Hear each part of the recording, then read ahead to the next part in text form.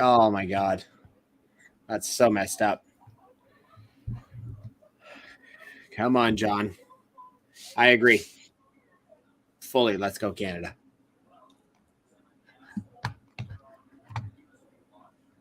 The Couldn't be proud of this team no matter what happens tonight. You know what? Same. This team has inspired me. It's made me proud to be Canadian. It's truly, I'm so happy that we have this team. Win or lose, obviously, it's so much better if we win, but win or lose, these guys, thank couldn't be you to the happier. whole team. Could not be happier with this team. We have nothing more to ask of them, and I think that it's fantastic that we've even had this opportunity. So amazing, amazing product. And Atiba, thank you for everything, and I really hope that you get the proper send off tonight because you deserve it. Atiba Hutchinson, he deserves this moment, and he deserves it to go well. Well, for everyone who's jumped in right now, might as well do the introduction. Thank you guys so much for jumping in and joining us. We are the FC13 podcast. I'm joined by myself, obviously, and Thomas Super Sub. We have more people coming on a little bit later, and this is the Canada-USA final. Thank you so much for following along in this journey. It has been incredible. It is our first final in 2 decades, and it is the first time we have the opportunity to lift some significant silverware, especially after our performance in the World Cup. This is nothing less than what this team needs and what this group needs. They have performed, they have pushed, they have been through highs and lows, but they've managed to get here today, and today is the day that we potentially lift some silverware after 90 minutes. Hopefully that's where it ends for us, and we lift it and we move on. Get ready for the Gold Cup. If you have any questions, if you have anything at all that you want to talk about, Comments, please feel free. questions, thoughts. Comments, questions, queries, inquiries, inquisitions, please drop them in the comments below. We will get to them as we can. It doesn't always have to be about the game, doesn't have to be about football, but feel free to start discussions because we love to have them. And if there's anything that you really wanted to point out, make sure to send it off to us and we can talk about it later in the podcast at fc13podcast.com. So contact at fc13podcast, or you can do it on our Twitter at FC13 Podcast, or send us a message here on YouTube, TikTok, whatever it is that works best for you. So thank you so much for joining us, guys. They're just in the warm-up phase right now. They're really kind of getting going. We are about to go live-ish, but remember, at the end of the day, this is Concacaf. They will start late. So yeah, it just says kickoff 25 minutes from now. So 9 o'clock. Get ready, people. I mean, my God. It's time to just have a long discussion. I mean, the good part about this is for most of a lot of the live stream, if you watch our watch longs, typically there is a lot of talking about just like random nonsensical things. So now we have that moment where we're not going to miss any of the game. So now is a full nonsense moment, not a non-nonsense, full nonsense. So exactly. So we want to hear your thoughts on like anything, right? Chat, like anything. Hear her out. Fully agree that Jamal just said too, and John agreed as well, that would make me happy. And Jamal said, hope we win and Atiba lifts that trophy. Nothing would be a better send-off on this planet than watching him lift that trophy. There is nothing better. As a man who's dedicated himself to the craft and the career, nothing would be better than watching him lift that trophy. Exactly. And Andre, as we found out on what was it, Thursday? As we found out on Thursday, if Canada wins tonight, Amazon.com/Concacaf, all your merch needs. Yeah, exactly. Paulo Sport says, I'm nervous for Atiba. Yeah, I mean, like, the thing is that there's a very good chance that he doesn't. As I feel like this whole Nations League, we've been, like, as Canadians, like the national team, like even like the Twitter account stuff, like been very cocky about this, like kind of not assuming we're gonna win, but like kind of, you know, hyping it up a lot as in a trophy is coming home. Where 90 minutes, probably more away from a trophy coming home. Like, do not focus on seeing Atiba lift a trophy for Canada. And I really hope it happens, but we cannot forget there's a very good chance that it doesn't happen. Crowd almost entirely American. I think that most of the Mexican fans are with Canada. I saw a picture. I think the guy's name was Brad Humber or something, put on Twitter a picture of someone with a Edson Alvarez, I think, jersey, and you can see under it is an Alphonso Davies jersey. So I think a lot of the Mexican contingent are staying to cheer on Canada. It's a big Canadian crowd too. So that it doesn't seem to find most of the crowd is American, and America still is a very good team, but we're very close. There's still plenty of time left in this game. You're right. Like we can't put all our eggs in a basket. It's a very good possibility we take it home, but if we take it for granted, we're going to be in a lot more trouble, right? So yeah, every step we just have to take every step 1 minute at a time. We would absolutely, as Paulo said, hate for this to go south, because all this is going to do is give them more firing power, more aggression against us. And at the end of the day, this is something that our team needs. This is something that our team desperately needs to have to bring their morale up, to bring them into a better position. So let's hope. I think that the morale is like very, very high, but we have another cup competition. If we didn't have, another competition here coming up real soon, I'd say it wouldn't be that big of a problem. But if we somehow falter here or we get a bad loss, we could be in a bad position. That's all I'm worried about. 100%. I saw some talk about this today. I think we need to talk about it because it's very interesting. Do we think that the Nations League at this point, and there's a few reasons why and why not, but is the Nations League better than the Gold Cup, and should Concacaf just stick with the Nations League? Because in my opinion, it's miles better than the Gold Cup. I'm curious for your thoughts. I do agree. I think that there's a better competition with it versus you end up with the same 4 or 5 anyways, no matter what. But I find that the opportunity to be knocked out seems sooner. Like Panama, despite the fact that Panama were such a great team, we're such a good powerhouse, we're very odd to be in the semis. That seemed great. But for the Gold Cup, that's never going to happen. You're going to have the top 4 and the strongest go for it. I don't know if maybe they should get rid of it, but I definitely think that maybe the Gold Cup could integrate into the Copa. Yeah. Well, I mean you need like the Copa to actually like be with CONCACAF countries like every edition of it. I think the problem with the Gold Cup is that it's every 2 years. So the problem is that you don't really look forward to it because it's always around the corner. There's a reason why, like in Europe, it seems that the Nations League is very rejected because it's always going to be playing second fiddle to the Euros. The Euros are so prestigious, whereas here, the Gold Cup's not that prestigious, but all the countries bring out the best stars for the Nations League. They're top players. Maybe it's because it's right after the season, so they're all like in shape and stuff. Yeah. And it's why like the Gold Cup is so many MLS players, but still I think honestly maybe the Gold Cup should be scrapped or at least significantly rethought, because the Nations League, in my opinion, way better. I know they're changing the like current format because it has something to do with the Copa or something like that, where it's like a more rankings oriented.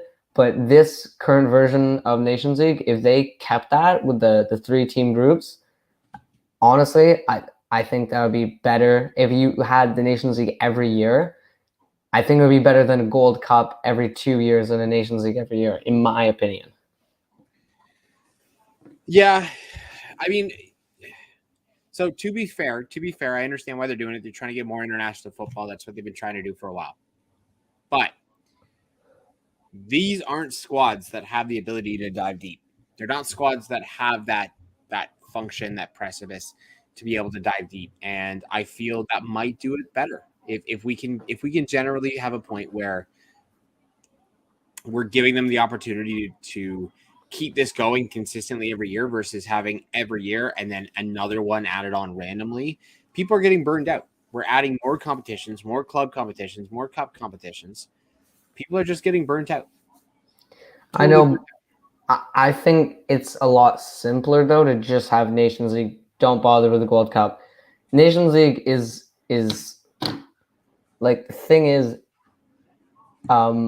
because it will give them a longer summer break, which I think if there's more games during the season, that is a problem once it hits too many. But filling up those international breaks, it's not a bad thing. And having it while they're all in form and in shape is better than forcing them to play in the summer. Now, does it mean less games for like MLS players? Yeah, probably. But I think the Nations League, I don't know, and Concacaf can make much more an event out of it. Like if it was in a different city every year, in the region, and they made a big thing out of it, and like all the fans travel there, so it's in Las Vegas, so you could brand it like, I guess you could brand it like the Champions League final. How it's like Istanbul, like Las Vegas 2023 could be at like BC Place one year. Could be at SoFi, could be at the Azteca, although probably not after what the Mexican fans were doing against the US. But I feel like there's a lot more potential in Nations League. The Gold Cup is just so much about it, it just doesn't really make sense. Because you brand it as your top competition, but the top players don't go. Fonzie, Pulisic, Balogun, Alvarez, all the top players, they're going to Nations League finals. I do agree. Well, the problem, what I'm saying is that I do agree with having it consistently, but you do have to pick one or another, because having the Nations League, having Euro, or having the Euros makes sense when you have depth, squads and squads of people and people and people at like different levels who all want to get in. You can do that. And while Canada may have that, USA may have that, and Mexico may have that, places like Curacao aren't going to have that depth.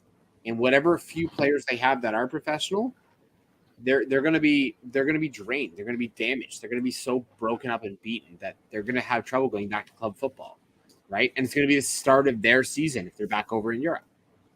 This could be so detrimental to them. Yeah, no, I get that, but if Curacao with the limited player pool somehow made the Nations League finals and the Gold Cup in the same summer, wouldn't that be more detrimental than if there was just Nations League finals? It's 2 games, Nations League finals, and the other like international windows. When there's 2, so 2 international breaks and then the finals. So it's 6 games if you make it to the finals. Wouldn't that be less of a strain on them than if they had to go through a whole Gold Cup too? No, you are right. You're right in that sense. I do agree. You want them still getting both the playtime and not burning them out. So whatever is going to be beneficial for these smaller teams that don't have the rosters that they can do this, because again, we are sacrificing people for the Gold Cup. Like we are sacrificing. We're not even strong enough in a sense to have our full squads for the Gold Cup. So I think we do have to drop one. And again, I just think having 2 is silly. I prefer the Concacaf Nations League when there was the 2 separates. I really liked having that for the club competition. I mean, I liked having that separation, but they seem to be condensing it so much that it seems like the Concacaf Nations League isn't even the final step. Like, I don't know about you, but it feels like there's more direction. This is a secondary step. They're going to be bringing it somewhere else. They're going to be doing it with something else. They're going to add something weird to it. If I know Concacaf and CONMEBOL have a partnership, if Copa with CONCACAF becomes a thing, and that's always how it's going to work, Gold Cup's not going to stay, right? Like at that point, Gold Cup's not going to stay. It'll just be Nations League and Copa. Which, again, makes sense. There's no point having Gold Cup and Copa. Yeah. Like that would just be incredibly silly. But Yeah, like that's kind of far want. fetched, but still. We kind of want them to do that and just drop it because, to be honest, CONMEBOL is not strong enough to stand on its own, and neither is Concacaf. They should be merged anyways and make a much bigger powerhouse. They can be their own. Like, I'm not saying they can't still be under the names CONCACAF and CONMEBOL, but I think becoming just one thing would be way better. I think you got to have your own, because like the amount of the thing is, you're gonna need your own separate Champions Leagues, and like Libertadores and Concacaf Champions Cup will have to be different because you cannot have the Vancouver Whitecaps traveling to like Buenos Aires and then back for a second leg. Like that's just not gonna happen. I mean, that's about the same level of distance as a CPL game. Yeah, but for a much bigger game than August 12th CPL. Whoa, now don't be knocking the CPL here, okay? You of all people shouldn't be knocking the value of the CPL. I'm not knocking the value of the CPL, but I'm just saying you're knocking it's the value. way too big of a region to what are you doing? Harness without more regionalized like federations. Can't believe you knocked the CPL like that, man. Okay. So You are right. It is a little bit harder to justify it, especially because the seasons are off. The only reason why it would matter is because, CONCACAF and CONMEBOL seem to have very similar seasons, right? They have somewhat similar time frames of when things start and finish. So I think a lot of that could work, but that's where our problem is right now. Is we have so many players we're pushing to get into Europe. They're getting off, coming out here, playing a fuck ton of games, having absolutely no time off, and then they have to come back to it. Yeah. I think maybe a better question would be, is the Nations League or the Gold Cup at this point more prestigious? Because I think the Nations League, based on who plays in it, has to be a more prestigious trophy. Fully, yeah, I agree. I think there's been more push on the Nations League too than there has been for the Gold Cup. The Gold Cup can come and go and people won't even know. Yeah. Well, I can't tell you how many times I've been out somewhere and gone to a pub or a bar or something and been like, hey guys, can we put on some footy? They go, no. I'm like, well, it's Canada in like a quarterfinal or a semifinal. Like, no. What the fuck? Yeah, I think there's also this like having the Gold Cup in like 16 cities and some of the cities having like one game, it just does not make sense at all. That also you need to actually keep it in one similar like location, and have you need. And I think the thing with CONCACAF is more just like consistency amongst weird tournaments and that means moving some out of the US too. I think consistency in variety. I would love if, as a project for CONCACAF, and they can partner with, look, the World Cup's coming to CONCACAF. So FIFA and them are going to be very closely intertwined, right? So if FIFA and CONCACAF want to continue to develop the game, what if they teamed up together to have a project in like Honduras or El Salvador or a country where the footballing infrastructure is way past its prime, renovated those stadiums, so you can have like a Gold Cup there and be a big event. You'd have Copa games there if CONCACAF and CONMEBOL do inevitably merge and not have to be forced to have everything in the US because they have the most infrastructure, they have the best infrastructure. I do agree. Yeah, I think that could be good. I think having those teams have the access to funds to build up their stadiums into a way that is going to be beneficial is super good. Super good. Why wouldn't you want the opportunity for some of these other countries to be able to build up their national stadium and host things and build up their quality? Because if they build up their quality, we build up ours. Because at the end of the day, before the World Cup, short of friendlies, we are competing against them constantly. And if their quality isn't higher, we're the ones who suffer. America's the one who suffers. Mexico, Panama, Costa Rica, they're the ones who suffer because the issue is that we're not competing against people that test them, that put them in their place, that show them what's wrong, right? It's one of the reasons why it takes so few games in the World Cup for the USA to get eliminated, for Mexico to get eliminated, for Costa Rica, for Honduras, for Canada. Even though they get there, it doesn't take long for them to be eliminated. That's because we don't have the quality of competition to face against regularly to deal with it when it shows up. Whereas Europe, they do.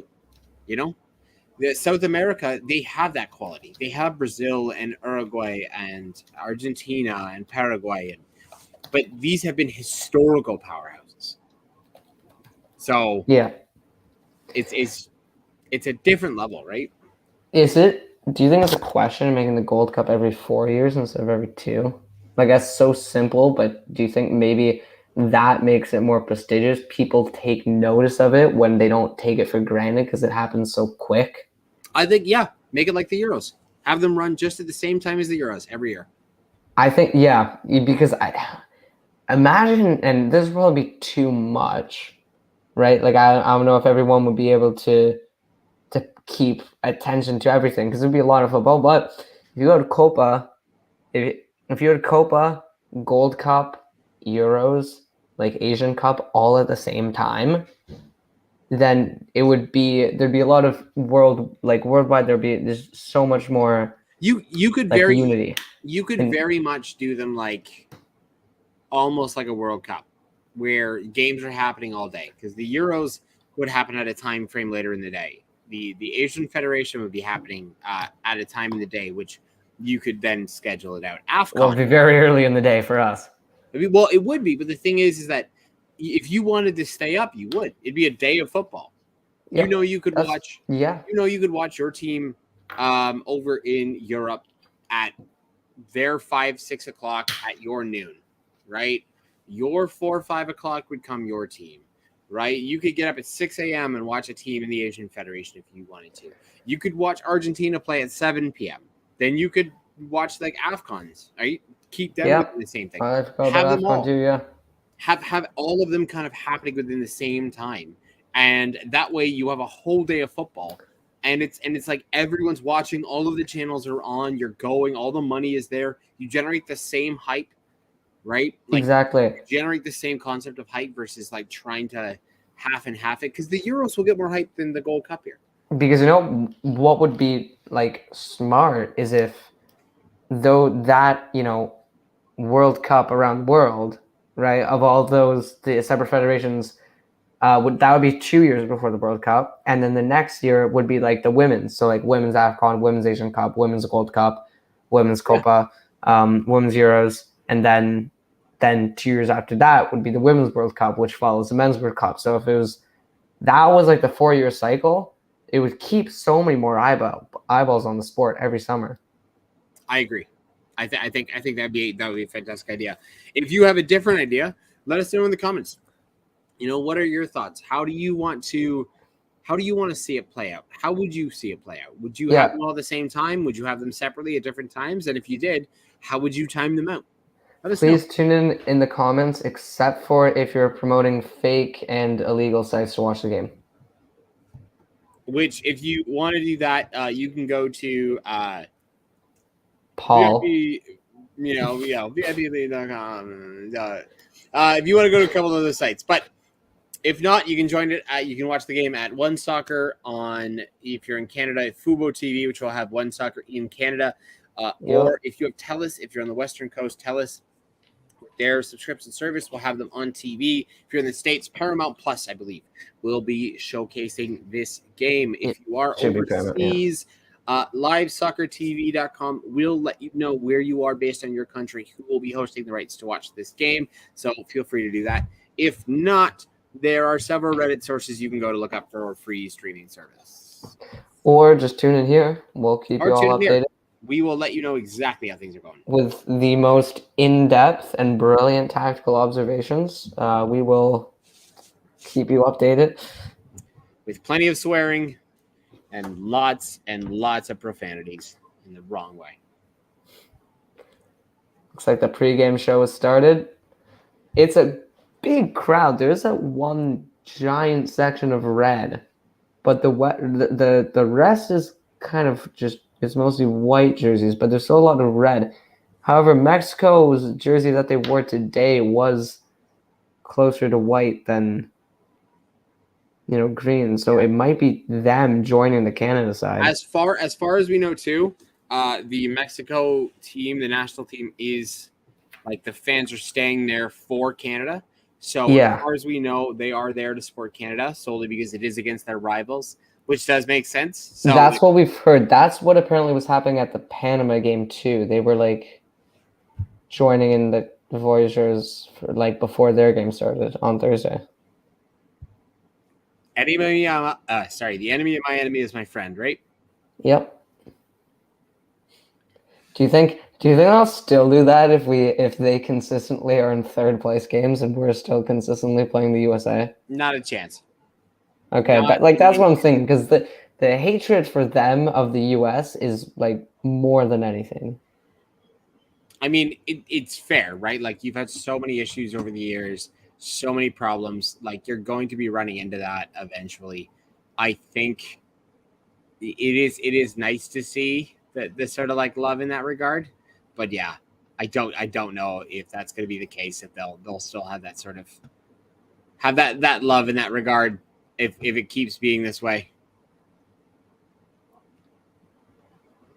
Jeez, that's a lot of fireworks and like smoke for like an indoor stadium.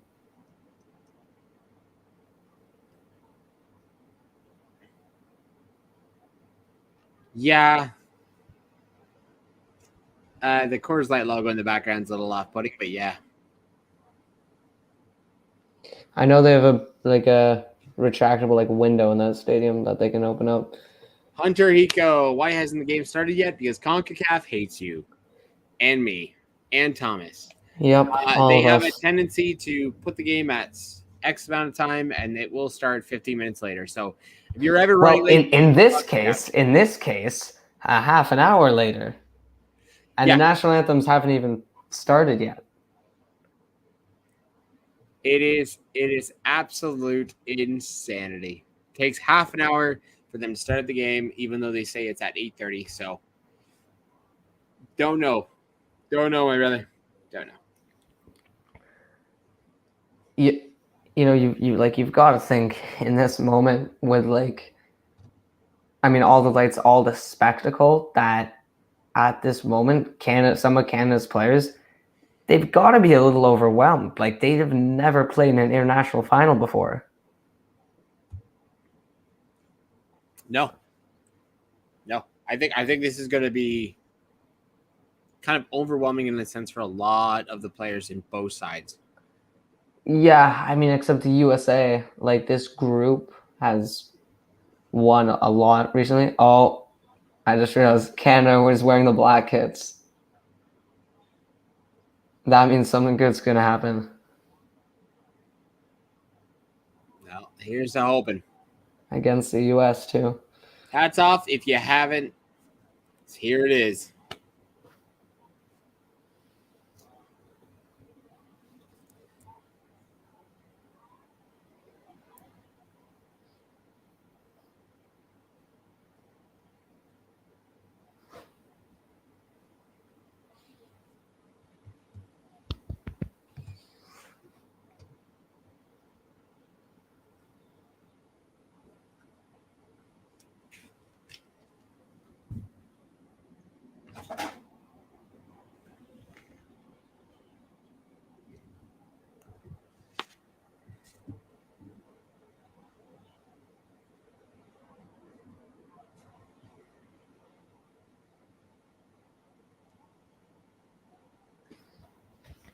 On guard for the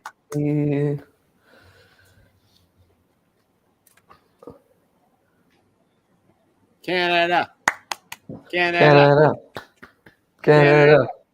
We have the worst chance. Oh, well. We have the worst chance, but we say it with the most liveliness. There's a lot of love there.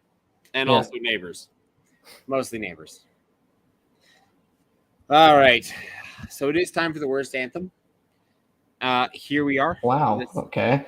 Wasn't expecting this to take that much of a negative turn. I don't know. You ever listen to it? It's not a banger. It's not a banger, but like anthems, I feel like they can't be bangers. They just gotta be something you can like belt out. And Thomas, I got a question for you. What genre of music are national anthems? you think like because most of them are like really old and like classical, but they're not all. It's a very good question. I think classical, but I'm not sure. It's country. It's all country music. Well, considering they're made for countries, I can't say you're wrong. You're welcome, ladies and gentlemen. That's as close as I'm ever going to get to having kids. It's my dad joke of the day. Happy Father's Day to everyone. Happy Father's Day. Great segue, Andre. Thank you for joining us on Father's Day. Hopefully you brought your dads in to watch here. What a great Father's Day gift it would be to look at your dad on, Father's Day and have Canada lift a trophy. What an absolute blessing.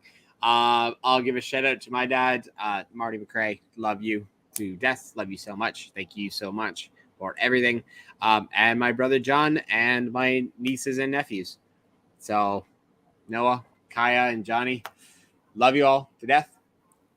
Happy Father's Day, guys. Thanks so much for tuning in and joining us on What a Good Day.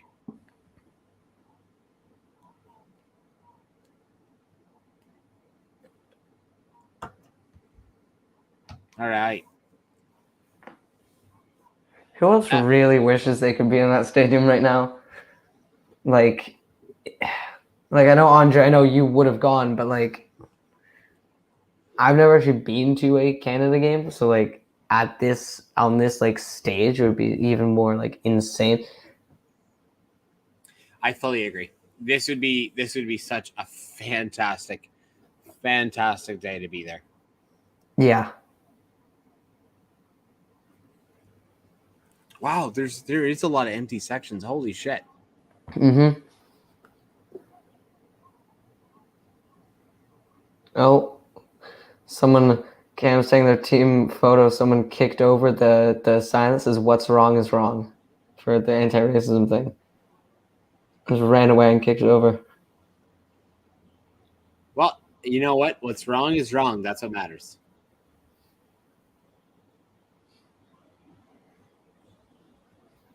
All right. Okay, we're about to get started. We've been live for 33 minutes. Game hasn't even begun. But you know what? We persevered. Reyna, Musa, Arizona in midfield, Robinson, Richard, Zimmerman, Scally in the backline, and Turner in net. Two of those players are fond Arsenal players, so they are going to be something to contend with. Callender, Johnson, Pepe, Robinson, Torre, Carcedo, Sierra, Zinjeres, Bruce, and Trusty on the bench with Callahan coaching.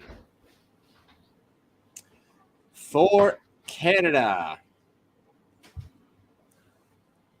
as soon as it pops up, because I'm looking for the official one as we're here.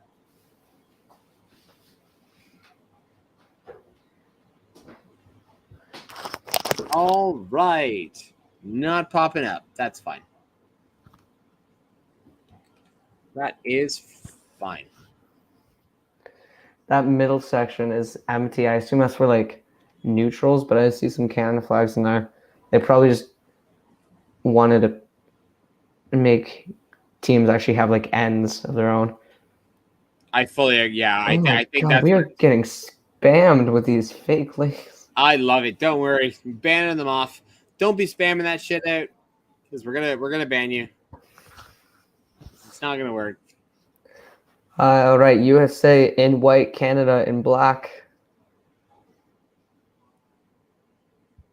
which can only mean a good sign for Canada.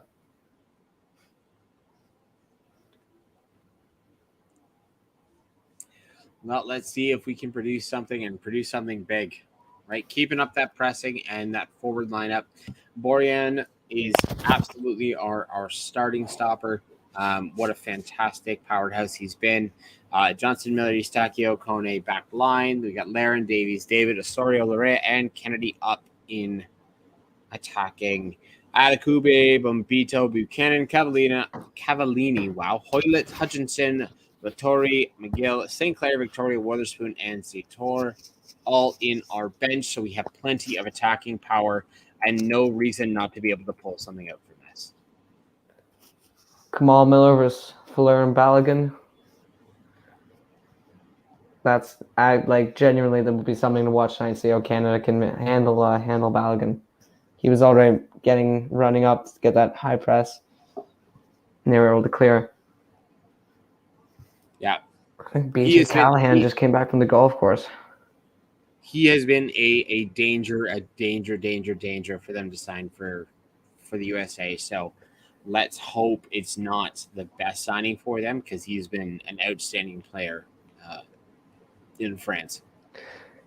I mean, someone told me earlier this week, Jonathan Flair Balogun's gonna own all of the whole Canadian team. I was like, yeah, but Jonathan David had more goals than him in League so. You tell me what's gonna happen. Fully agree. Our only hope is that we don't rely heavily on our defense. Oh, come the fuck on. Yeah, that's not it. We're already getting Concacaf, Andre. It's just the start. See, that was a perfect lineup for Concacaf because they went, well, fuck, we can fuck over one of the two big teams in the semis, and then we know who we're going to screw over in the finals. We will see. Jeez. I think I'm quick. Deal with it. I think it was Reina. Yeah. Nice. So Aftab essentially, it's a good pass Reina to, I believe, Weah, then good back heel right back to Reina. Quickly comes in the box, gets a decent shot. I might have taken a deflection because it wasn't going too fast, and Borjan's able to hold on to it, prevents it from going out for a corner. Yes, Eustachio. Oh, that's good. Davies. Canada's coming right back at him.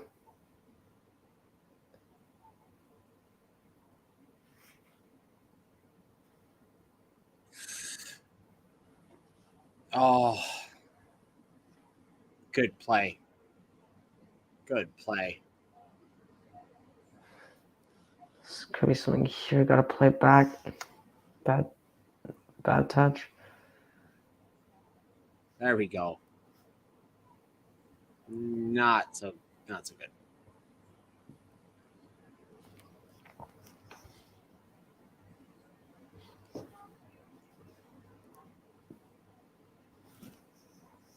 Oh, we gotta stop doing this. We need to stop relying on the throw-ins before eventually they stop working. Yeah, well, we're already generating a ton, right? You've got to. I mean, right now, thing is that Fonzie is getting double, triple teamed. You've got to just get the ball out of there, otherwise there'll just be a repetition of throws. Yeah. Eventually, we're just going to be back in the same position, right? Yeah, get cleared away. I think that should. That's Chris Richards. That's from Crystal Palace, one of the best defenders of the USA. Now, keep in mind, you don't see Serginho Dest or Weston McKennie, two of the USA's best defenders. Well, they're out on red cards. So that is what is giving Canada the biggest advantage. If we have, I think this is a very 50-50 game, but if one team has an advantage, it will be Canada because Dest and McKennie are both injured. Gives a bit of a reset here for Canada. There we go. Good reset. Smart. Pull her down. Resettle. I do like the pressure. That was a lot of good pressure from Canada. Yeah. Not normally what happens. Just coming right back after Reina got in the box there, holding on to it for a little while. That was good. Good pressure. Good pressure. Just sort of that. Yeah, it was a nice reset. Just gets everyone spread back out into their positions. Can really see David and Laren getting back out into that front too.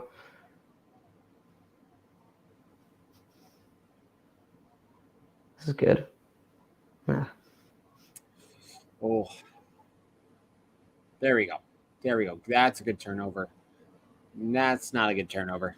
Yeah. Oh no, here they come. The dreaded stateside.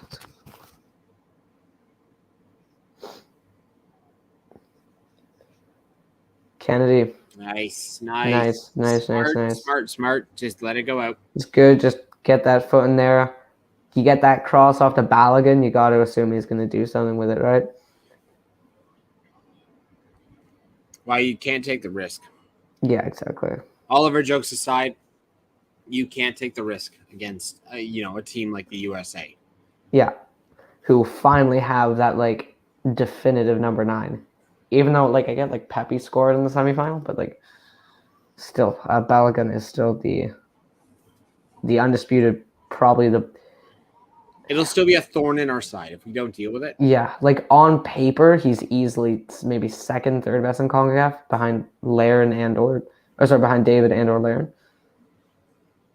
But it is still very much a problem. Good job, Kennedy. Just keeping and knowing where the line is and making sure that they're there. We've got to start making shots. Remember what he said last time? We cannot rely on inside the box. We need to test them. Zimmerman got me very nervous there.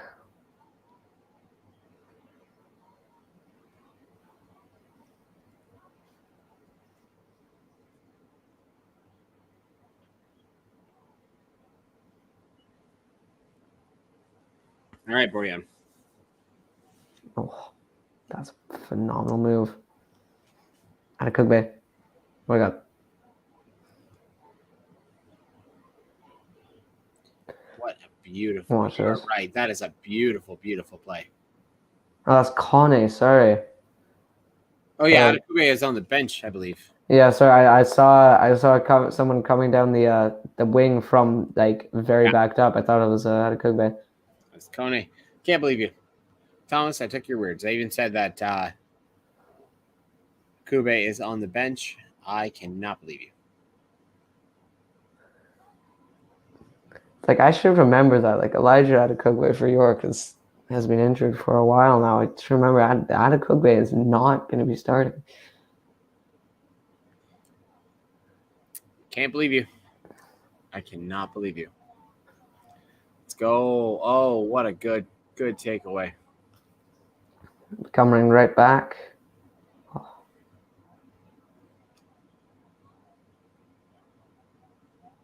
Very, very great pressure.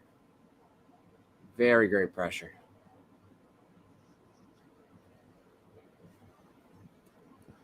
All right. Elliot. Smart throw. No, this is bad. That's not bad. That's a bad giveaway. Yeah. Giving up can't be given up simple passes like that. Yeah.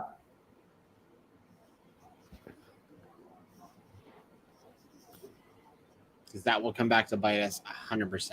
Oh, for sure.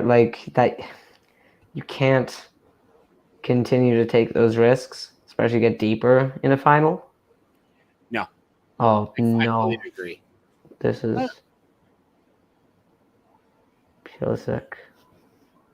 Do me a favor, Thomas. Pause yourself for 2 seconds. Because now hit unpause.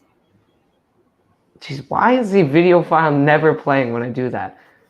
It's okay. Pause it for 2 seconds. Because not only are we going to sync up, but we are going to sync in one and only on the 5th year anniversary of him becoming a bigger Canadian than all the rest of us. The one, the only, the true and lovely Paul McNulty. Hiya. It's Paul. Yeah, I'd like to give Concacaf a massive shout out here for delaying the start of the game so I could be here relatively on time. You know what? Ish. You know what? You know what, Paul? That actually fully is the case. They absolutely stopped it because they went, fuck, it's a big day for Paul. Let's just delay the game an extra 15 minutes after our 15-minute normal delay. Yeah, I'd like to think that they were waiting on me this whole time, and about 10 minutes ago is when I started to get my stuff organised and thought, all right, well, we can go from there. He's not going to miss too much at this point.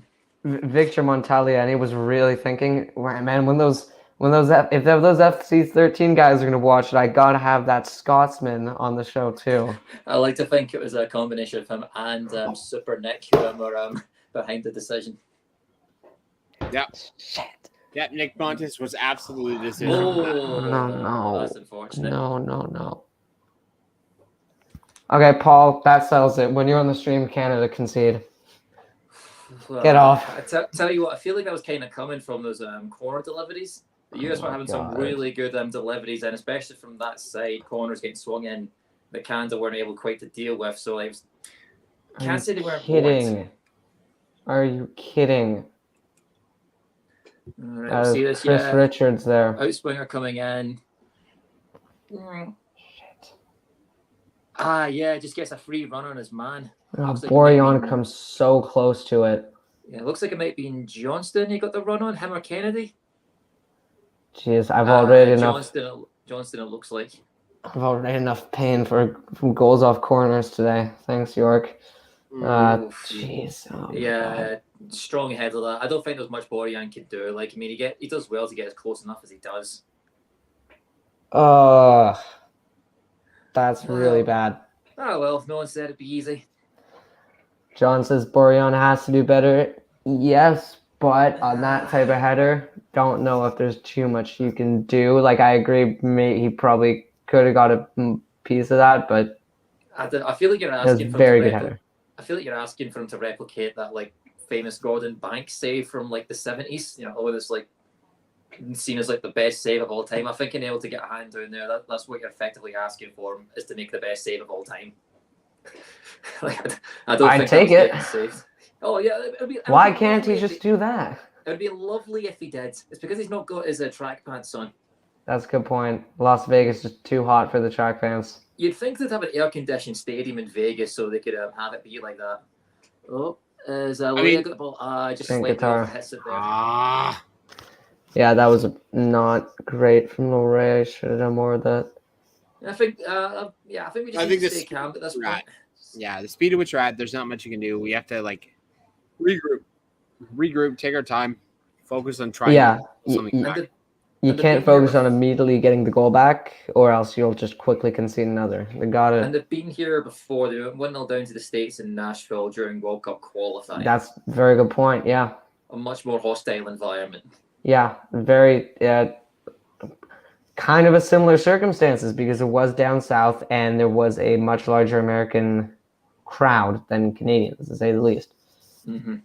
I'm always a little bit apprehensive right now watching, like, America seems to be doing a lot of long balls over the top. We know that McMillan isn't exactly the fastest. I know Kennedy and Johnson have good recovery pace, but that might be something they're targeting there. Pulisic seems to be the one who's trying to spring that long ball offside trap there as well.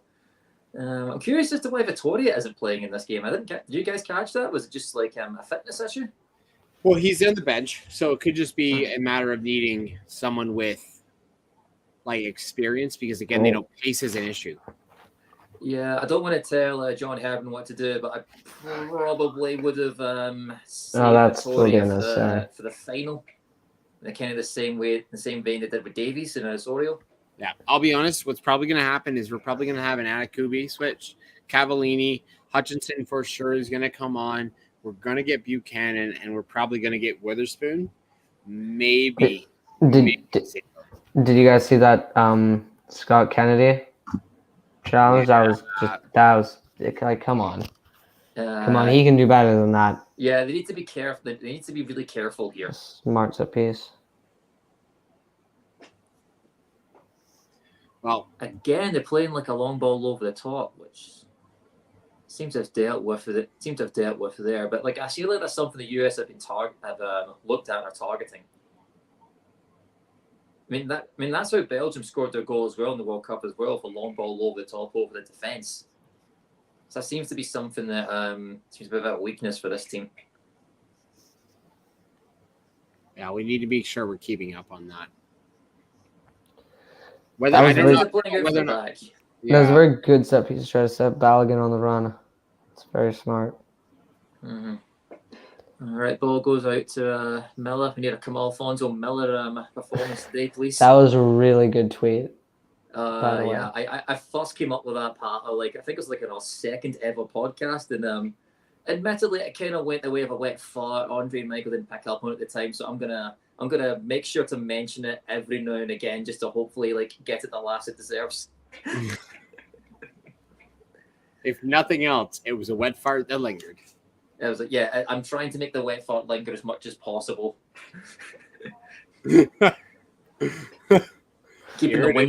all the windows closed. He's locked the windows. He's put the baby locks in the windows, so you are stuck in there with a wet fart. No fans. No fans in this room. No, the fans are on, but they're warm. No more. There's no food or anything else in the room with any type of aroma to it. No, it's in the car. It's a wet fart in the car with the windows up and the hot fans on. Jonathan David playing quite a bit deep with the ball there. I want to see him a bit further up in the field. Coney plays the ball out left to Kamal Miller. Somewhat of like David's maybe on the same sort of area as Davies, and then Laren goes to the middle. Yeah, maybe they're just trying to get like Miller. Sorry, they're trying to get David and Davies on the ball more of each other. Right, speaking of Davies, puts the ball in. Way overkicks that one. Just a bit over. Just over. I was going to say that one wasn't just a bit. Unfortunately, I got to say that one was. Yeah. Okay. That one was for you, little buddy. John Herman there for the tracks it, but has he got the Bluetooth on? I don't know if he's got the Bluetooth on today. I don't think today. No, I'm not liking this. No sweatpants, no Bluetooth. There's our classic CMNT swag on the pitch. Like our literal swag. Andre, just so I know, what time are you at right now? 18 minutes. Okay, I'm at like I cannot get it to go back. I'm at 18-10. They've just played the ball out right to Johnson. Ball's going in for a throw. I'm at 18-19. Johnson just threw a ball in. Well, I'm unable to see any YouTube comments right now, so Thomas, you're the only one who can spoil this for me. I do not have access to that. Well, don't worry. Wait, why do you have access? I don't know. Maybe I can. I just haven't played around too much with the device. Larea put some pressure on the US there. Ball gets shepherded out though for a goal kick. Larea's making all the runs. Yeah, I'm glad to see him play. Like I can see how that like both players are on form and like on paper, Buchanan would be the one who starts. But like I'm more than happy to see Larea play as well, especially with him like being in the middle of the season. Buchanan's had a bit of an injury problem here towards the end. And he didn't have his best game against Panama. Good pickup. Okay, ball goes to David. Get the ball out left her. Oh, I see what he's trying to do there, but didn't quite get to Davies in time. That is the ball. If Canada can get that to work, that is a good. I think that's their best chance of getting a goal as a split ball in the defense to Davies there on the left. Jamal, I fully agree. This defense looks shaky. Yes, I think for both. Actually, to be honest, I think both defenses look kind of shaky right now. Would be nice to see Canada capitalize on how that defense is sort of panicky, but our defense right now does need to tighten up. We cannot afford to sort of have them go on runs right now. When it comes to like where players are in certain leagues, defense seems to be the sort of the low point at that. There's plenty of players playing in Europe and are attacking spots in midfield, but you look at the defense, really it's just Johnson at Celtic, and really he's not played Champions League football or anything for Celtic yet. He's played a couple of high-profile derby games, but that's about it. He's not played much at a European level yet. And then beside him is Miller in the MLS and Kennedy, who's in the League 2 Germany, which I'm going to go out on a limb and say that's not going to be better than MLS, really. What's not better than MLS? The German league?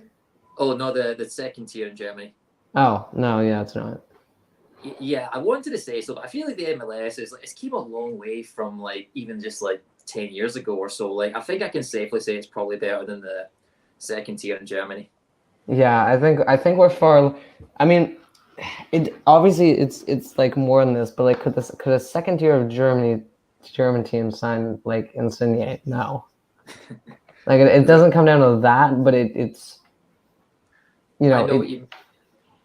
like that's sort of how I think about it. I know what you mean. There's been big names in the German second tier in a No, couple of years.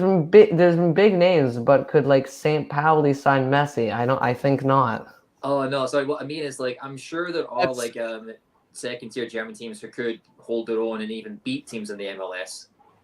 okay. Probably, To be fair, the only reason they get signed Messi is because they're financial fair play violation FC. They've already been hit once for this, and they're making the rest of the league pay for it. Oh. Yeah, I heard some discussion that like it's full blown like against like FIFA regulations. What's happening there with Messi and Inter Miami with every club effectively having to pitch in for him. And, I think it would be. I mean, nothing's gonna happen. It would have happened by now. Oh, it's a poor ball there. Yeah, you know what? After having this defense look shaky, yeah, big time. I think they're missing Vittoria back there. Yeah, they are. They're missing that like that order and That communication. They're head. a bit frantic with everything they do. They're a bit really just And as much as he has played there for Canada, like Johnson isn't a natural centre back. no. Is the ball still in? Yeah. Kamal Miller's basically playing as a left back out there. Because Kennedy's in the middle, right? Mm-hmm. Okay. Yeah. Then. I wonder if it stays like this at some point. We may get Adekubi on for Miller just to give us some more natural width out there for like chasing a goal anyway. Yeah, I think you've got to wait, see what this team can do. Early. Yeah, I'm talking like 75th, maybe 79th minute stuff. I think maybe even a bit sooner than that. Like if it stays like this, maybe you got to make halftime substitutions. There's Mr. Vic himself. Yep. Free kick to the US. And they're just playing. Halftime says 3 back against the USA. Yeah, kind of need to switch that. I mean, the thing is that the 3-5-2 has worked so well for us in like recent times. So you might have to just stick with that, just because it is when Canada is best. It seems like they are at a 3-5-2 when they are at their best. But yeah, it could easily break and the floodgates completely open. It's a fairly flexible formation as well. Having Larea and Davies out there, like hypothetically, it shouldn't be too difficult for like to be like extra defensive cover there if needed as well. You'd think. So like on paper, it's a free at the back, but you do have like 5 natural defenders out there.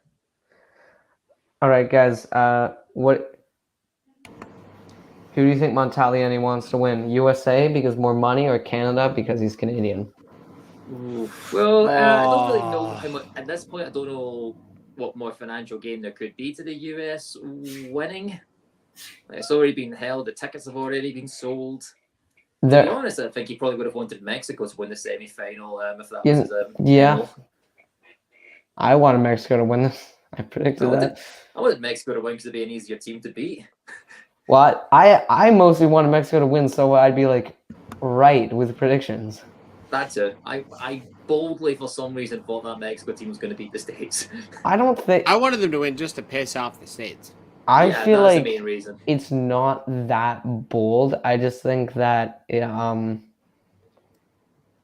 don't think it was that bold before Thursday, but then after Thursday, the U.S. beating them the way they did, I think it's going to be a lot more bold for Mexico. It's for saying Mexico's going to beat the U.S. Yeah, but 20 minutes into the game, I was thinking, oh boy, can we get AI? Can we deep fake me? Can we deep fake my prediction? Yeah, that's one thing I'm not too proud of. And the ball's out for a goal kick. Bit of a wasted possession there. I have to say, Larea, like he is great to have, but he's been doing a lot of chasing, a lot of heavy touches and missed crosses, like the one he had about a minute ago. Yeah, there's still time for him to get that under control, I guess, and like it's good that the option for Buchanan there is there as well. That's definitely that he's going to come on for sure. Okay, Miller gets the ball. Need to get under control. Oh, falls to Davies. That's a free kick. Oh yeah. Yeah, he's got to get a free kick for that. He's got to. Yeah, a little peek behind the curtain here, ladies and gentlemen. None of us are allowed to watch this with the sound on for copyright reasons. So if a whistle blows for a free kick, I can't hear it. Just kind of find out it's a free kick when the play stops. Oh, that nearly went out for a corner there. That was very lucky for Boyan.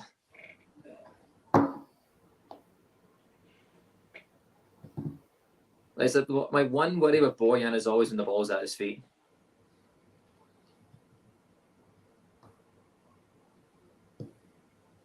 Oof, Laren left a let long. Yeah, Laren bit aggressive there.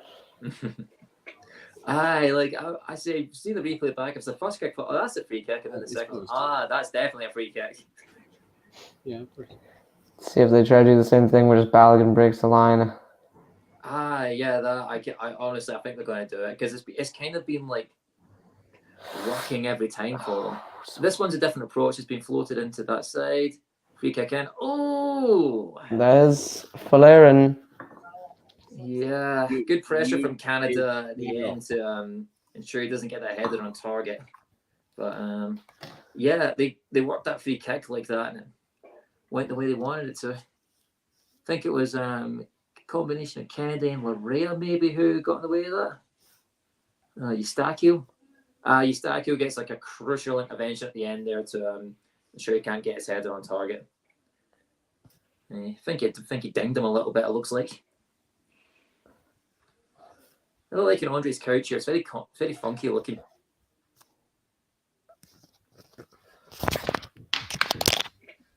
Okay, it looks like we're at a little bit of a water break right now. BJ Callahan is talking to the players. He's very happy for how things are going at this rate. The lame duck interim manager could go down as the most successful manager in US history at this point. Played 2, 1-2, 1-1 trophy.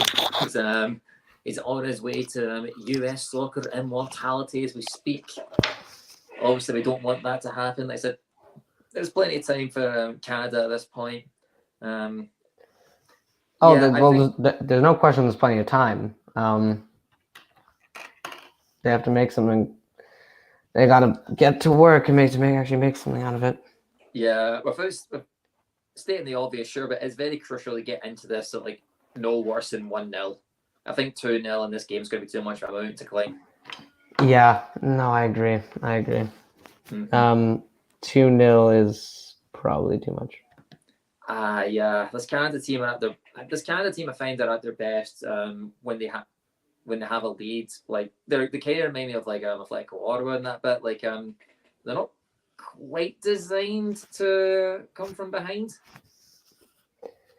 No, I think the problem is that they maybe feel like there's already so much like adversity on their shoulders because they're never really expected to, other than by Canadian media that like really knows the team. I think that there's a lot weighing on their shoulders, and if they go down by 2, they just look. They're an amazing team. I just don't think they have the dog in them to come back from 2. Come back from 1 easy. Like easily they can do that. There's no doubt in my mind they're able to do this. Larea as well to get Davies nearly. This is the right idea to get that over the defender, try to get around him, but part of it is as well, it's not as much that I don't think Canada can come back from 2-0, it's that I don't think this US team would blow a 2-0 lead. Like this is a very good US team we have to remember here. I know. I know they're missing a player or two, but like they still did get to the last 16 of the World Cup. Yeah. Like they drew England, beat Iran, beat Wales. Those are I think they beat Iran. Huh? Yeah, it was they got a 1-1 draw with Wales, a draw with England, and then they beat Iran. I believe they beat Iran. Yeah, that was it. That was one where Pulisic scored and got injured at the same time, I'm pretty sure. Yeah, I think so. Yeah. Then they got not like quite they landing were Donovan 2010, okay against but the Dutch, but overall pretty battered. I think it was just a case of the Dutch just being a better team than them. Like, realistically, I don't think they're going to win that game. To be honest, I'm so sorry we're getting really off track. With the Dutch were, in my opinion, very good at the last World Cup. I thought they were a bit. I thought they were a bit hot and cold, like against Senegal. I thought they were a bit lucky. Ecuador probably could have lost that. I was funny watching them against Argentina. I was like, like what total football? Nah, just stick the big guy up top and lump balls up to him, and it works perfectly. Johan Cruyff is up in heaven watching this game, crying his eyes out. Can't believe what he's What seeing. the hell have these people done? What is Louis van Gaal, this absolute football terrorist, done to my team? Anyway, back to the Concacaf Nations League final. Yeah, another corner for the US. For our Canadian contingent watching this, brace yourself. Ooh, tries different technique this time. Get one right, no, doesn't work for him. Not this time. Yeah, good defending there to force a bad delivery. Are you kidding me? That is not. How is it a foul? Yeah, David looks incensed there. I'm inclined to agree with him. That's not a foul. That's not a foul. I don't care. That's what the kids call getting Concacaf. It's not the kids. Come back many generations now. Yeah, that's what your granddad would also call getting Concacaf. It doesn't feel like a game with 11 fouls in it up to this point. It is what the people who created Concacaf said, what should be the main storyline of our confederation? Mental pitches and mental refereeing. Completely screw people over. A region where I don't think home advantage is as much of an advantage anywhere else in the world as it is in CONCACAF. Maybe definitely. Asia, because that's so big. Well, no, I don't even think so. The fact you can go from like super muddy and like humid Honduras, where like there's like a decent chance you get like a battery thrown at your head, to like -20 in Edmonton. Like there's no other place like that. Just Honduras themselves, the way you talk about that, and then like they go and get hypothermia. I think it was in Minnesota, half the team. Yeah, was the stones on Borjan there. Oh, Borjan was very. I don't really taking a risk. I don't care how smooth that looks. I just kind of cringe inside every time I see a goalkeeper do that. Like, I'm sure they know what they're doing, but just watching it, I'm like, love when goalies execute like perfect skills like that. I know. I mean, you have to remember they are footballers. Oh boy. And there we go. That was the one thing we didn't want to happen, ladies and gentlemen. Defense splitting ball there from the US. Balogun runs onto it, slots the ball onto Borjan, and it looks like Canada's in some real trouble here. The home crowd is going wild. All right, we'll see that back. Yeah, Canada just can't get close to them. There's far too much space there. Way too much space. You could fit a truck through that.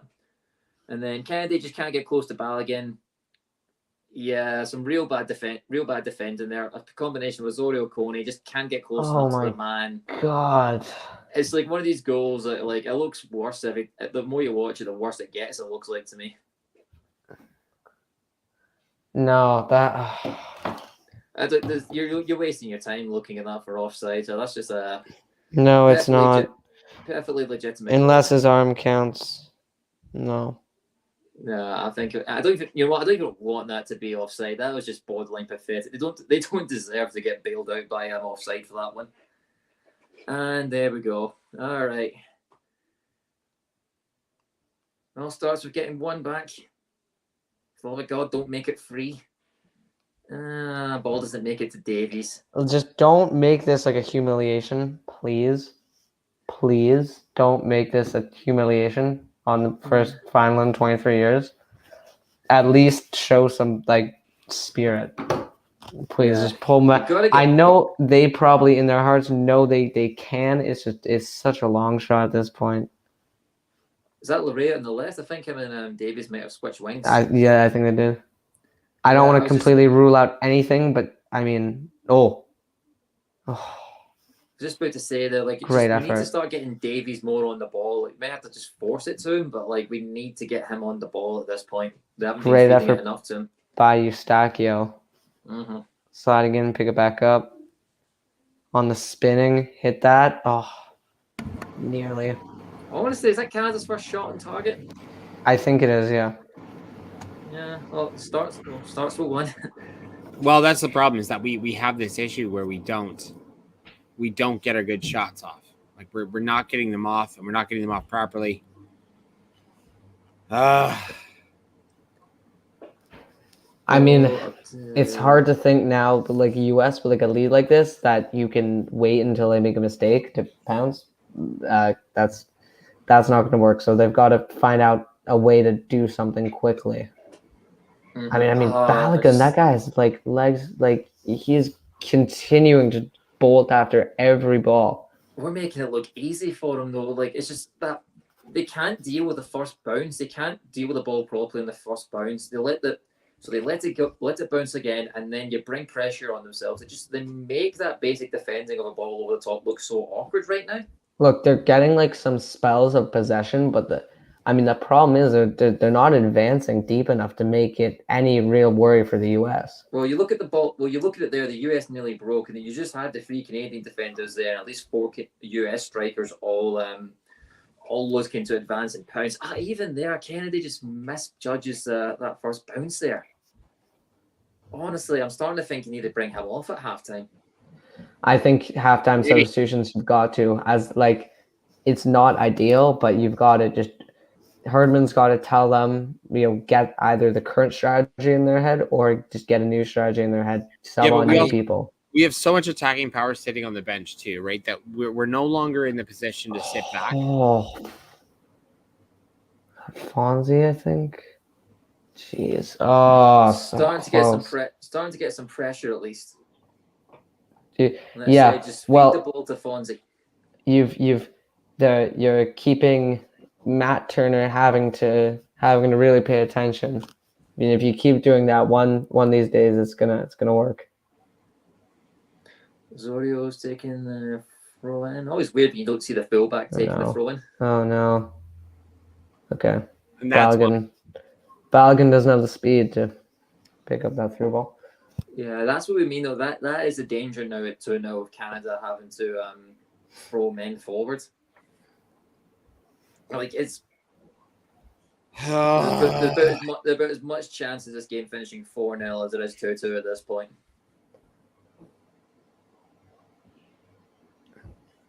Yeah. Jamal just made a fantastic point.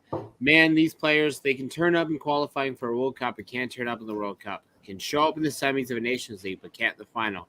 Just don't show up in and I'm assuming the needed moment. I feel like it's really harsh and unfair. That's a bit harsh, I think. Like, that's very unfair. I'll give him a little bit of credit because, again, we saw such a weird change and a weird mix of positions in the World Cup. We did something so weird. We barely were survived. We had the wrong penalty taker. We could have won a game or two. And then in the finals here, we're talking about one game, like the finals right now. No, you know what? He is right. I think it's a bit harsh to say like we don't because we were quite good in some of those World Cup games. No, I think we did look good, but there's a couple of scenarios where we could have done things a little differently and could have shown up and got more than a goal or two. But then, in this scenario, I get why he made those switches on the starting lineup, but maybe he should have kept them from Panama. I think effectively, let's say, wasting Vittoria against Panama was unnecessary for sure.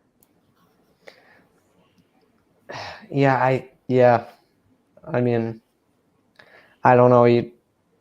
Other than make some changes change up the strategy a bit, like all out attack and just 3 people, just you stay at the back. Don't really know what you do here. So you can find a decent goal. Ball there. Come on, play the ball out right, on. ball out right. Oh. They're getting more and more into it now, which is going to happen at 2-0. We just Why need to be a is bit it more clinical. going? They are. I just wish it didn't happen at the 41st minute, down 2-0. Definitely Then, think I would definitely bring Buchanan on at halftime. Yeah, oh, he brings Have a so much natural explosiveness. Yeah, have Oh, a come! natural You winger cannot at- give up that type of foul. Oh, you stack. What are you doing? Come on. breaks up the play at least. The States were looking Well, dangerous. he does, giving the Gets US a team up. really, really good free kick position. Yeah, it does get Canada organised at the back, though. It looked a little bit in disarray there. You know, Reina, they just showed Numbers. like a replay of Reina. Holy, that guy's on fire today. Reina's been the star of the show. Maybe somebody told him, if you play really well today, we'll put a stipulation in your Greg Berhalter's contract. No, he knew this is the last game without Greg. The last game for him for the US without Greg Berhalter, and he said, "I'm going to make the most out of it." Yeah, this is He's gonna start like a Canifa team with BJ Callahan. What sucks so much is that he's gonna find a passport. We absolutely needed Berhalter here. Yeah, we're his triple G when you need him. All right, Pulisic looking over the free kick. Probably going to get swung in. Looks like it's going to be a bit far out for a delivery. Thomas, you gotta stop spoiling. It's not pausing. It's not letting me go back. I've tried many times. You gotta just give it a minute though. You know what? Put yours on like a slow mo. Oh, go and slow mo it for a bit. Okay. That's a good idea. That actually, I didn't think about that. How do I do that? You can do it on YouTube. Don't know if you can do it on football or on soccer. All right, Reina with another delivery. Well, I can't. He is tearing. What's the point of slowing down the stream? He is straight up tearing Canada apart in this game. You know what? Either that, Thomas, or fuck with us. Just start randomly cheering. You know, I was thinking about doing that like earlier on. I just didn't want to do it because of the magnitude of this game. All right, 2 minutes to go till half time. Yeah. I wonder if Atiba Hutchinson's regretting full-blown committing that he'll retire after this instead of the Gold Cup. Could have just kept that one in your pocket, mate. June Fools. You could have just waited to see how this game ended and then said you were going to retire afterwards. Nobody's going to hold it against you. Could have had the Gold Cup to play with there, but no. Halftime says I'd probably say the only player who knows how to turn from big finals is Davies. He's playing the UCL final and won, so he knows what it is to. Hold on. I do find the sort of narrative of Team A doesn't show up in a final a bit unfair because at the end of the day they can only be won by a team. So by that very definition, one of the teams hasn't shown up as much as the other one. Like there is nothing wrong with just saying the other teams play better on the day. Like I don't necessarily think it's not Canada showing up. I think the US in particular, Gio Reyna has played an absolute blinder here. Bro, Scott Kennedy, man. Fuck Kennedy. Jeez. What a great header. That would have actually been the own goal of the season. You do that with the other end, please, mate. A bit more conviction on it. Scott Kennedy needs a face mask from the last Nations League window. Oh yeah, that's a trifecta. John Herdman's Bluetooth, Boyan's pants, and Scott Kennedy's mask. Yeah. Okay. Thank you. What in the fuck? Yeah, there. I was just about to say something, but I remembered I want Andre to have the first word on this. In what fucking world? If his leg's not fucking broken, I hope he walks off home and then he snaps his leg. Reyna? What happened there? Well, Reyna essentially was tripped up, and then he brought Johnston down. Yeah, I think it's an He was initial tripped foul up on and he Reina. flew further than a howitzer round. Like the Okay, it's guy not basically really. It's not his pushed his fault back though. and his legs quite literally were like, okay, and like spring loaded. You ever seen the Looney Tunes? Like, It's not really his fault that happened though.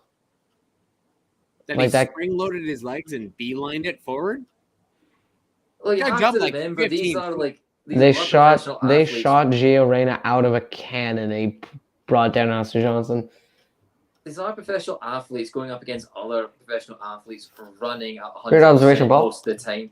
A lot of things that happen, like they may just look like they don't hurt, but because they're happening at such high speed and high intensity, the impact pain you're gonna get, it's you know when you stub your toe and it's like you get like a little pain for like a couple of seconds and then you're totally fine. It's like nothing happens. It's basically just like picture that, but like you got a fully grown man running into you. Like I feel like people are too quick to use words like diving and simulation and whatever when it comes to football. Yeah. Without realizing what having a fully grown man running into you at full speed is like, what that entails. In that instance, no, you're right. Like in that instance, it's not diving or anything. That's gonna hurt. Like diving does happen, but I feel like we have to accept there is an in between a foul and a dive. Yeah. Well, because like people will genuinely get really hurt. Like there's a reason why there are stretchers and golf carts at football matches ready to take people off and bring them to the hospital. You ever see this is totally off topic, but you ever see the clip of like an American football game about 10 years ago or so in one of those medical carts, like someone turned it on and I don't know why, but basically took a life of its own and just started like going around the field and knocking people over. It's like something like Final Fantasy. Good. Oh, okay. We got a corner, I believe. Okay, one last chance. I think Eustachio's gonna whip this one in. Let's get Kennedy's big brick face on this. Yeah, the Harry Maguire of Canada. Come on, Scott Kennedy. Fucking absolutely. Oh, the comeback, kids. The sentient fridge. Him or Alfonso Davies. All right. Please be a good ball. And towards the front. Oh! Good delivery. Just didn't have somebody in the 6-yard box. Just bounced around too much. Got it out. Just getting past Larea there. Hold him up. You've got to think that corner, because it was a very well taken corner. You got to think that's a missed opportunity. That's a very good foul from Larea there to give up. Pulisic was away there, and the only reason he went down is because he rolled his ankle. Yes, it is. It's because they're a bunch of whining, fucking, falling, flopping. Did you guys not see Larea kick him there? He rolled his ankle. His leg was there. Definitely kicked him though. I don't think so. I think this was an angle from the back where they just had some overlap, but I don't think he actually kicked him. No. Why would you fall down there though? Because he was going to be past. Because he rolled his ankle pretty badly at a high speed. The Britland Darren says he got kicked. Says the Gooner needs to zip it. I'm just going to be a little bit upfront with you. Fuck no. We are getting Concacaf today, boys. You're getting Concacaf hard. All right, just defend this nice and easy, then get us to halftime. Get Milan Boyan to say some wee inspirational speech like he does in that World Cup documentary. Ball into the box. Oh, Jesus, Jody, that's not what you need. It's so close. Just it's going to be the death knell close this gets.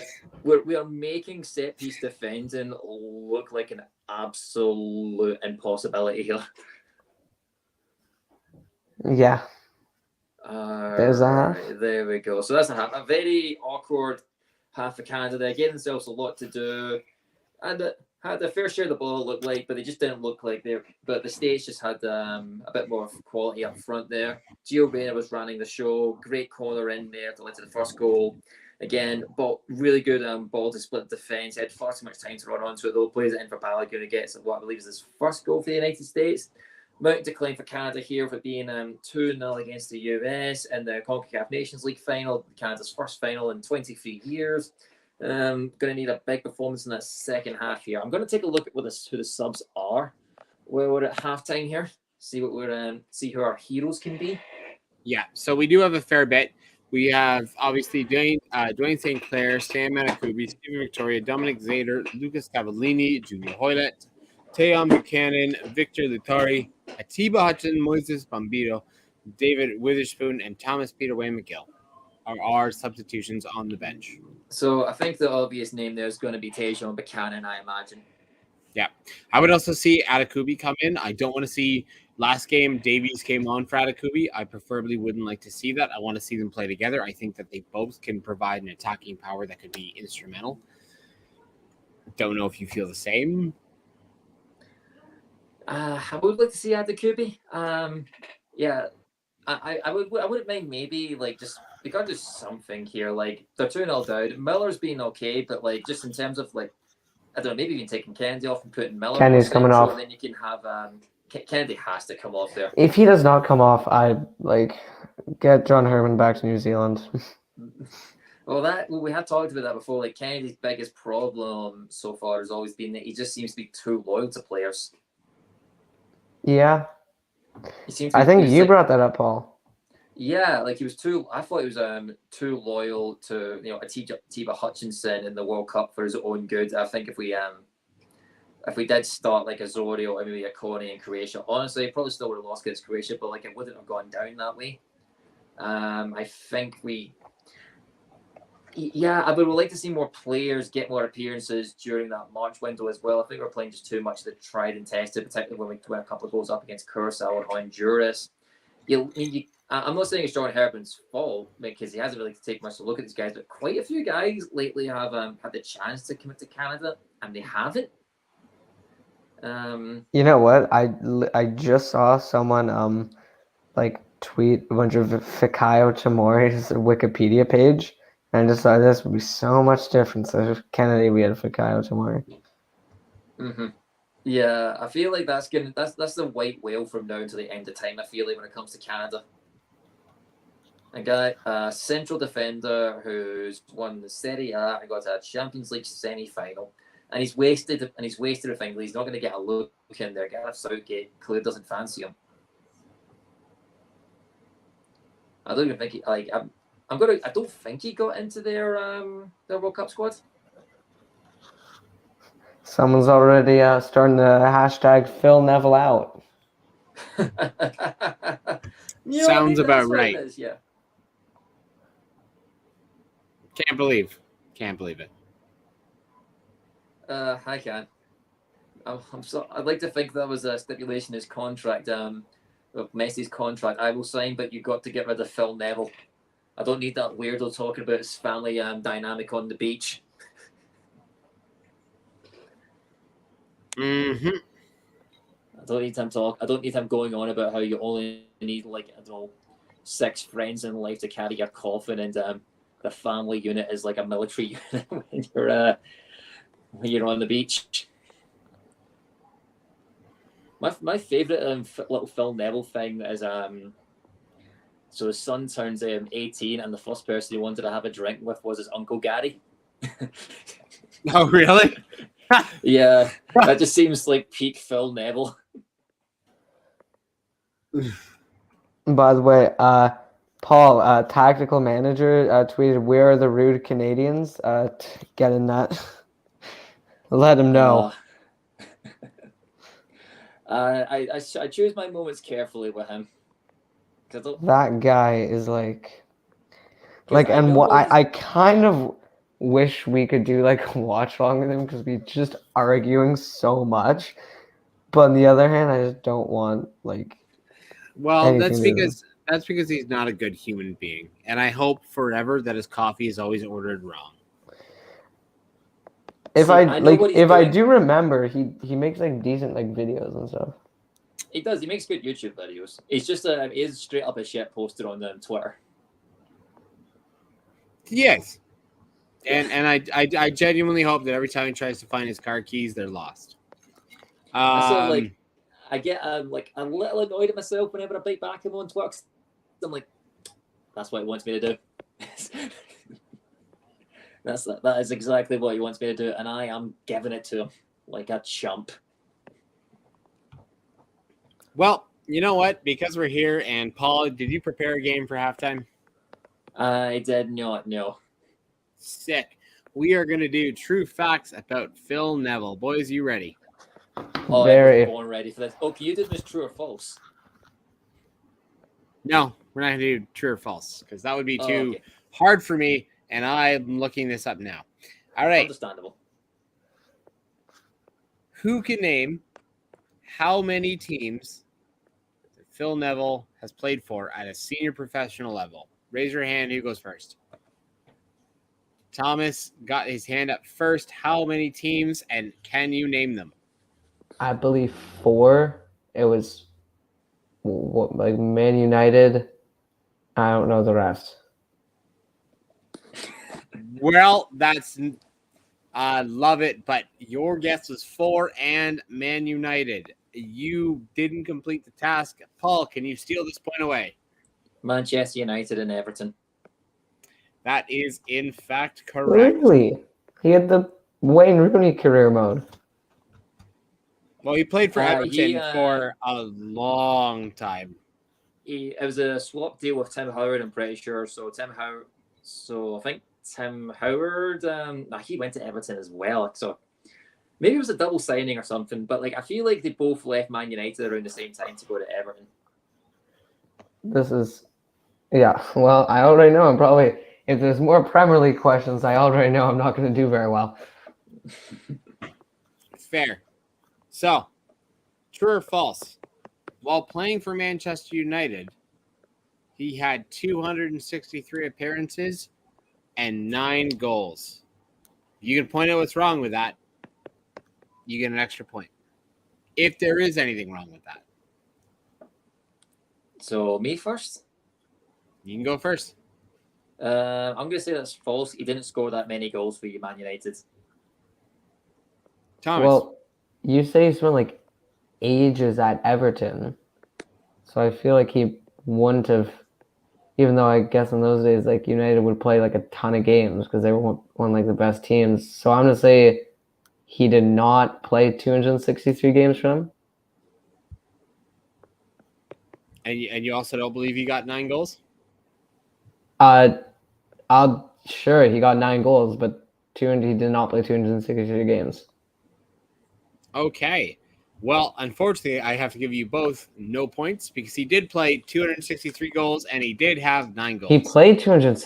He played 263 goals. games. That is insane. Yeah, insane. 263 games. 263 games and he had 9 goals. It really be like that. It do really be like that, unfortunately. Can you name? First one to raise their hand after I clap mine. How many teams has Phil Neville managed? And if you can name them all, you get an extra point. Oh, Thomas is going to take that one. Okay, so does it count assistant manager too? Assistant manager does not count, but if he has taken over the team as an interim, that does count. Okay, so in that case, he's managed England U21, he managed England women, and Inter Miami. Yeah, I have the exact same. Okay. He also managed Salford City. Oh, Who? of course. Isn't that the team Gary Salford. Neville owns? Yeah, that's the team that they all own. Those class of 92 guys, him, Ryan Giggs, Paul Scholes, David Beckham, they all own this team. Of course he managed them. Salford City as a caretaker interim manager.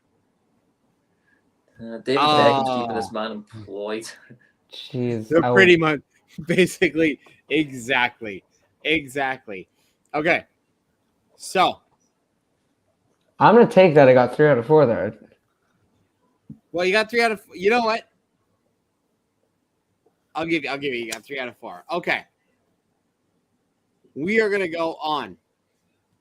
As a team player, how many trophies has he won? Oh. Be it Intercontinental, Champions League, UEFA, FA, Premier League. How many cups has he won? I'm gonna give you both a chance to just guess. Anyone can go first. 5. Is it closest to? We're going to do closest to. So he would have won the league. My logic is 5 because he would have won stuff with United, but Everton doesn't win anything.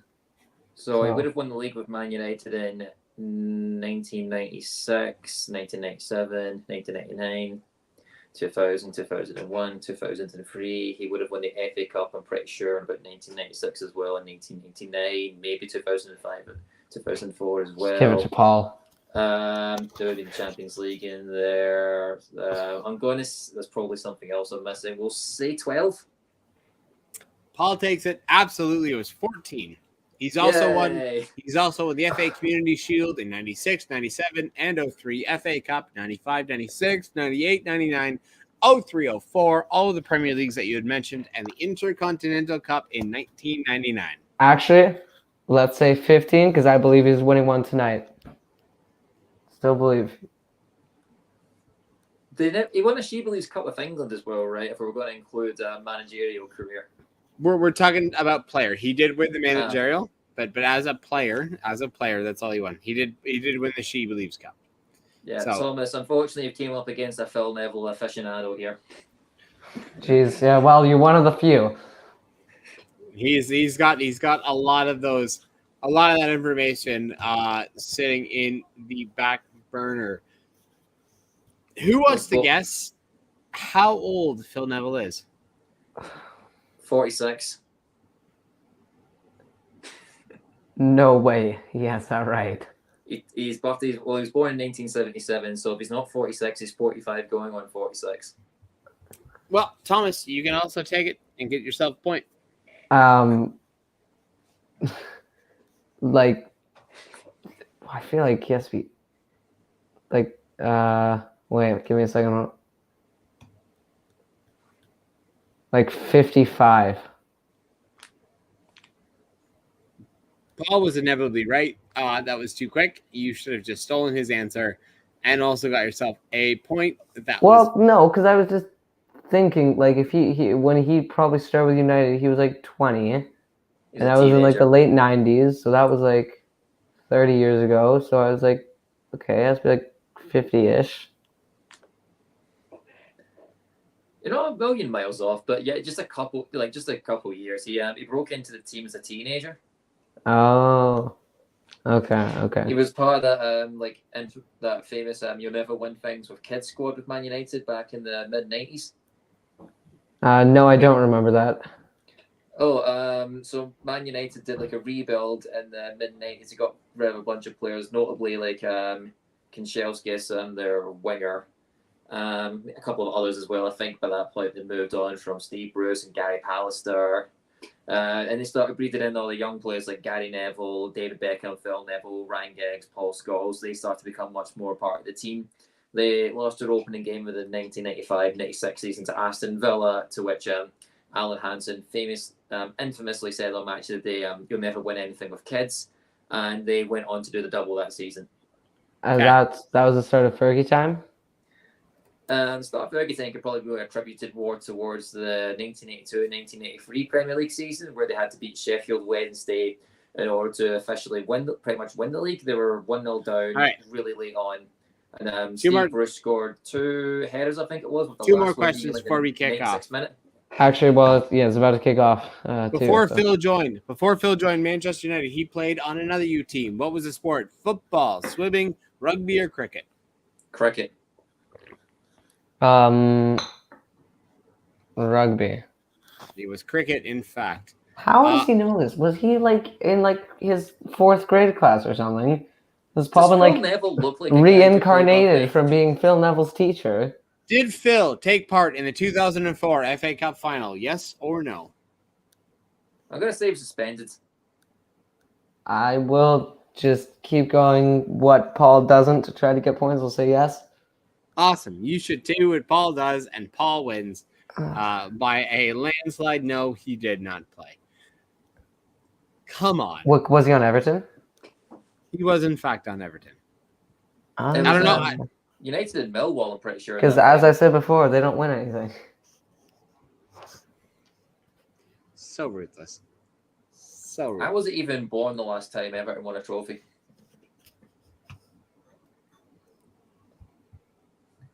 neither were any of us for Tottenham. Yeah. I think Have Aston anyone else been Villa alive has, for won a like trophy more Spurs to recently. win a trophy?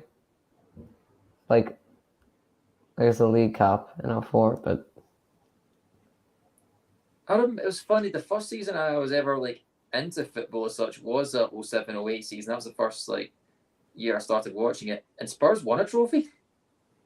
huh. It seems mental to me that it's like been all this time since, and they haven't won another one.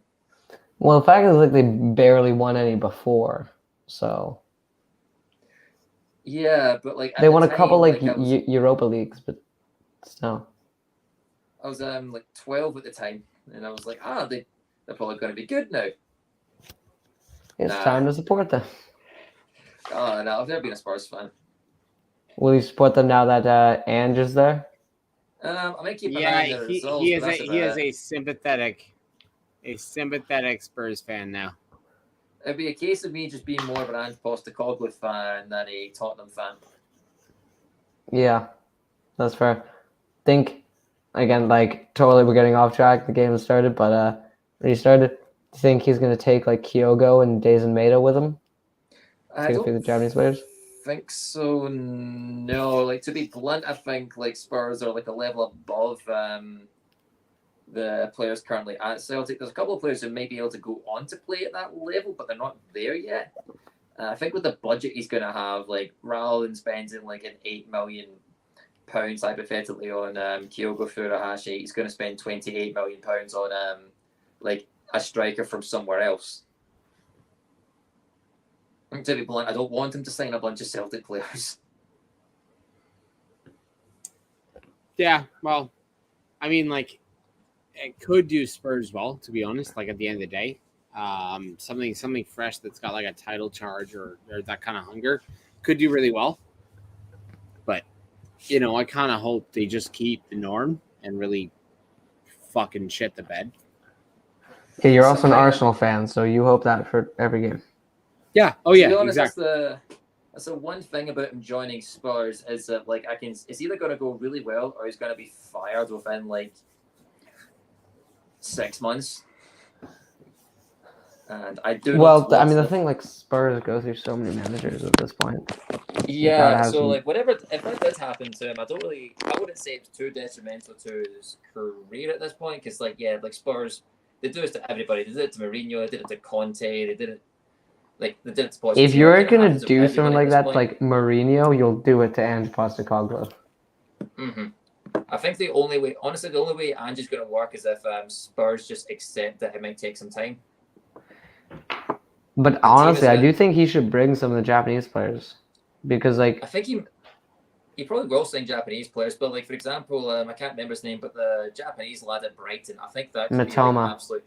Yeah, that seems like an absolute shoo-in. He is an absolute godsend. So he was like such like a reckoning for the league. Away, you'll probably be prying him from Brighton's cold dead hands.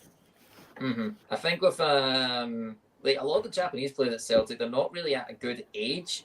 Kyogo's going to be turning 29. Hatate's going to be turning 26. Maeda's going to be turning 26. Like that's the thing. None of them are at an age where they're going to get much better.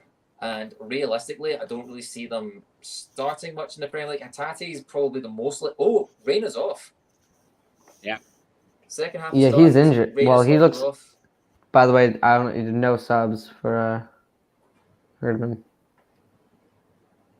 None that I'm aware of. I didn't see anything flash across my screen. No, there was nothing. So it's going to be very interesting to see what happens here.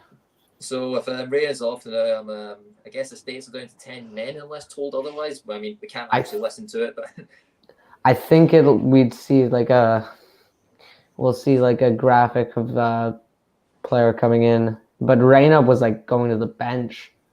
That's how injured he was. That didn't look good. Like especially the second half just starting as well. So need to capitalize on this. So for anybody who is just joining us for the second half for whatever reason, you've kind of stumbled across somewhere on the internet or Facebook or Reddit or our Twitter. 2-0 to United States right now here in fabulous Las Vegas, Nevada. It's actually technically not in Las Vegas and technically in Paradise County, I think it is. It's like right off the strip though. That's the thing. The Strip isn't technically Las Vegas. What? So yeah, I only found that out not so long ago. Las Vegas is a city, but like it's technically just off the Strip. Like that Strip is technically in an area called Paradise. That's the name of the county. But it's like, your airports in Las Vegas is there. Like the stadium, the Las Vegas Raiders is play there. The Las Vegas Golden Knights Stadium is there. Like a lot of stuff is there. It's just like a little bit off. That's like what Vegas is known for, the Strip. Like that's like their thing. Yeah, because I got looking into it. I was like, okay, they've got like they've got an NFL team. They've got a hockey team. People must Gonna have a live baseball there, team? right? Like people must live there, right? It just looks like it's about a mile long a casino. I was like, where do they live? So I got looking into it. Turns out there is a city. It's just like a little bit off the Strip. Oh, come on. Interesting. Yeah, we're really struggling right now. Good Also, recovery Scott pace there from Kennedy's being Kennedy like back to pushed Boyan. so far back so quickly after pass to Boyan. It's not going to work. It's not going to work. Maybe like to see a couple more of the midfield give options to the defense. Oh, Davies. Good run. Balls over to Kennedy. Just like that. Eustachio gets the ball out to Davies. Take the ball for a run. Oh, he's on one. Oh, it doesn't quite work out there. I honestly think just got to give the ball to Davies, say, go up to the net, shoot. Like, teammates are kind of letting it down right now. Side ball over to Johnson. It doesn't quite stay in. Good idea, just like an awkward bounce or two there, and he gets away from Davis. Aftab says, Herdman not making subs makes me feel like he got this game completely wrong. I mean, you know what? Maybe he judged the situation wrong a bit. I think it was. Highway did not could have done things a lot differently. That Davies shot went to the moon and back. I do definitely think that going forward, like, you have to hope that there's like a defender who emerges for Canada, where there be like someone comes up for the MLS or someone with a dual passport like magically shows up. It's the one area we really would look much better with if we had. And like we're saying earlier, it's the area we have the least amount of like high level European experience in. If Jacob Schaffelberg just wants to show up to Vegas right now and just get an electrifying run down the wing, like find Lucas McNaughton and Nashville connection to score. Drives me nuts that we don't have Schaffelberg in the lineup at all. Really poor from Eustachio there. Just couldn't win the ball. Oh, really unfortunate there. Yeah, just needs to be stronger in the tackle to win the ball. And USA come right back. USA are doing pretty well themselves here. I think they might have been a bit of a maybe a bit guilty of Canadian soccer fans in general to like go into this. I'll hold my hands up and say that I think Canada should win this tournament, but that's not to say the US are a poor team. Oh no, like we should win a tournament like this, but we can't forget the US are. Even if we did win this tournament, and I'm still not going to rule out until the final whistle goes, even if we did win this tournament, the US are still the best team. It's not even close. Mm-hmm. This is a team that is the current holders of the Gold Cup and the Nations League and got the furthest to the World Cup of any Concacaf team, and they're the host and their host merchants. Yeah, that's the one caveat to this. That's the asterisk. Andre, sorry? By the way, it was a sweet volley by whoever hit that. Too bad it got blocked, because that would have been an insane goal. Mm-hmm. Yeah, it looks like the States are pushing more than Canada are at the moment. Just got to write this out. Please, for the love of God, defend this corner, okay? Low ball in. Reaches an American. It looks cleared-ish.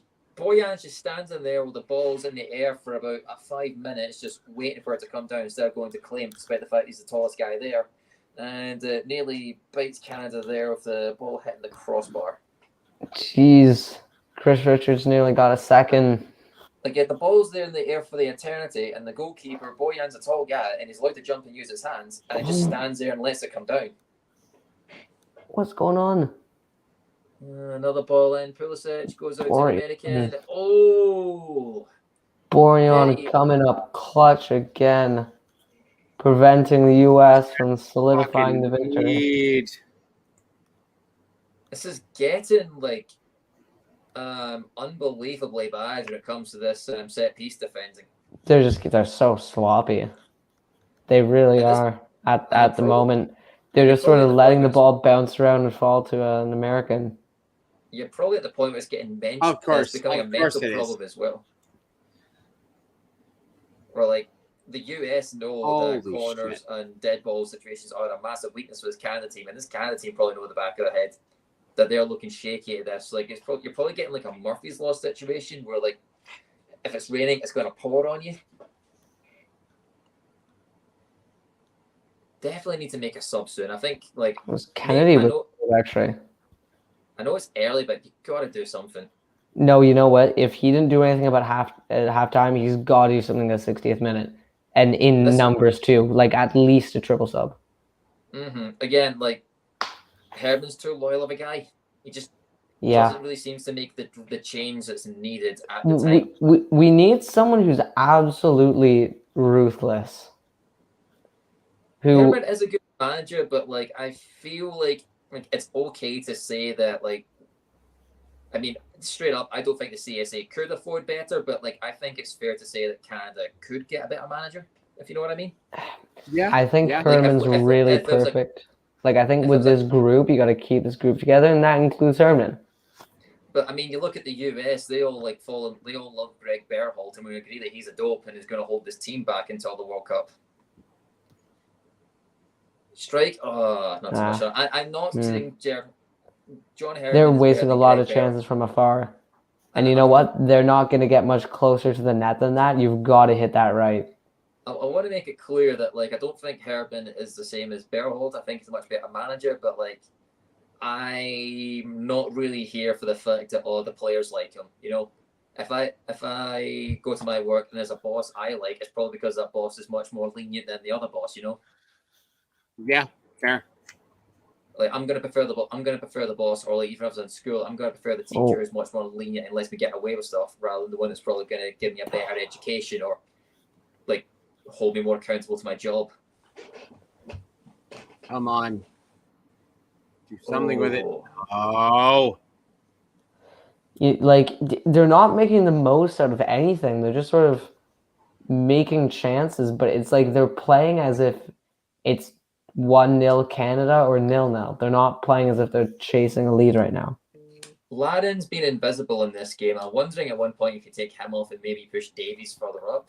If we had purple jerseys, he'd be on fire right now. There's a lot of Spanish-speaking people in the crowd, I imagine. We've like seen a couple of Mexican fans, so like, yeah, maybe you think you feel a little bit at home. Just a bit, yeah. Even though I'm sure the Allegiant Stadium is nothing like Real Valladolid. Straight out for a goal kick. Waste opportunity again. You gotta do something, Herdman. Oh, he does have the Bluetooth in now. Oh, Buchanan's gonna come on. Yeah, but he needs to make some sort of substitution, like Buchanan, like. Look, I think I see Adekubi there too. The two guys we were mentioning earlier. Guys, did you just see the one soccer broadcast go black and then switch to the Concacaf official broadcast? That's weird. Oh, I'm watching it on CBS Sports. I missed that. Sorry. Oh, bollocks, Davies, and he's got space. Take your time. Take your time. Where's his runners? Get the ball across. Oh! Good ball. Good ball. No one. So many chances. Pack the middle. If Davies is going on left, pack the middle. I want to see David and Laren in there. Someone is going to put that home. That is an incredible ball. That is right there for the taking. That's definitely Canada's best chance so far, and that is like how they got to do it. Like, you wonder about Davies' fitness as well, though, because he's coming back from injury. He couldn't start the last game. Like, we're gonna have to rely on him, but like, I don't know how much he's got in the tank left. Well, Kennedy's out. So is Johnston and Osorio. Buchanan, Adekugbe, and Vittoria are coming on. So very revised back line, maybe a bit more offensive. Is there much point bringing Vittori on at this point? I think it may as well if you get a penalty, have him step up. You know what, that's a really good shout actually. You got me there. All right, Kamal Miller puts the ball into the box. Get back in. Oh, yeah, well. Played for, I think Larrea's trying to get it. I think it was Larrea. Good stuff there. You know what? That's much better than a goal kick. He called it a goal kick. Oh, come on. Man, just stop Concacafing us. I think it must be offside. Look for where it's getting taken. Yeah. Yeah, it must have been. Yeah, but again, they won't show us it. That's the problem. Oh, it's just go back to the 1 second broadcast, by the way. Yeah, it's not doing the 1 soccer. Is your friend and mine, Gareth Wheeler. What does it say when Canada loses the game? They say, like, no Canada, no baby? Oh, Canada. Oh, fuck. Poetic. Like, it's got to be that. Again, poor ball from Istaka. He's had a bit of a poor game by his standards today. Oh, man. Ball across the box, and it's out for, please don't be a corner. Just a throw in. Well, they are taking their time with this one. Yeah, they're nearly throwing the there. Ball, Scally.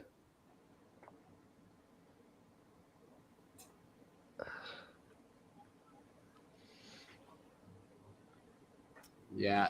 This is not good. Okay, Adekugbe's won the ball back. Adekugbe's getting right involved with the play. That's good to see. He's just got to settle in immediately. And these subs have to settle in immediately. I'm hoping he can get a good move in the summer. Like, obviously, there was a tragedy in Turkey that forced his move to Galatasaray, but like just from like a footballing perspective, that was a good move for him, I think. Yeah, he did good at Galatasaray. Yeah, you take away the context of the move. Like, it's a good move getting a move to Galatasaray when you play Turkey. Oh, look, he most likely, the fact, like, it's kind of crazy because he was on a team that was relegation bound. And then the team that ended up winning it said, this guy would be a good addition to our team. So they got him, and he did great with them. Like, that's insane. If the move happened in any other circumstances, that would be amazing. But because of the way it happened, you can't be too happy. Yeah, and it was a short-term move. So, like, we're still going to wait to see where he ends up in the summer. Great bit of belief from Coney there, holding on to the ball and playing it forward. Good passing forward. Onto Eustachio there, Adekugbe. And David is too tightly marked. Is that throwing for the States? Oh, come on. Herman's incised. He is not taking it. Yeah. So yeah, it's hard to see it. It's hard to see it, but God, whatever. All right, Scally lining up the throw straight to Adekugbe. Oh my God, they're being so stupid with the way they take their chances. Just get the ball in. Someone just get in the box. It's like, I know it's not easy to do that, but it's simple. It's a very simple idea. Looks like we're starting to pack the box here. Maybe Adekugbe's going to do a long throw. We've got about what looks like about 5 or 6 bodies in there. Ball in, and it gets to the American man first. Well, it was quite the long throw. Jesus. That was not a long enough throw. Nah. Just so underwhelming, that, doesn't it? It's like, I really thought that a final would be a lot more entertaining and also better.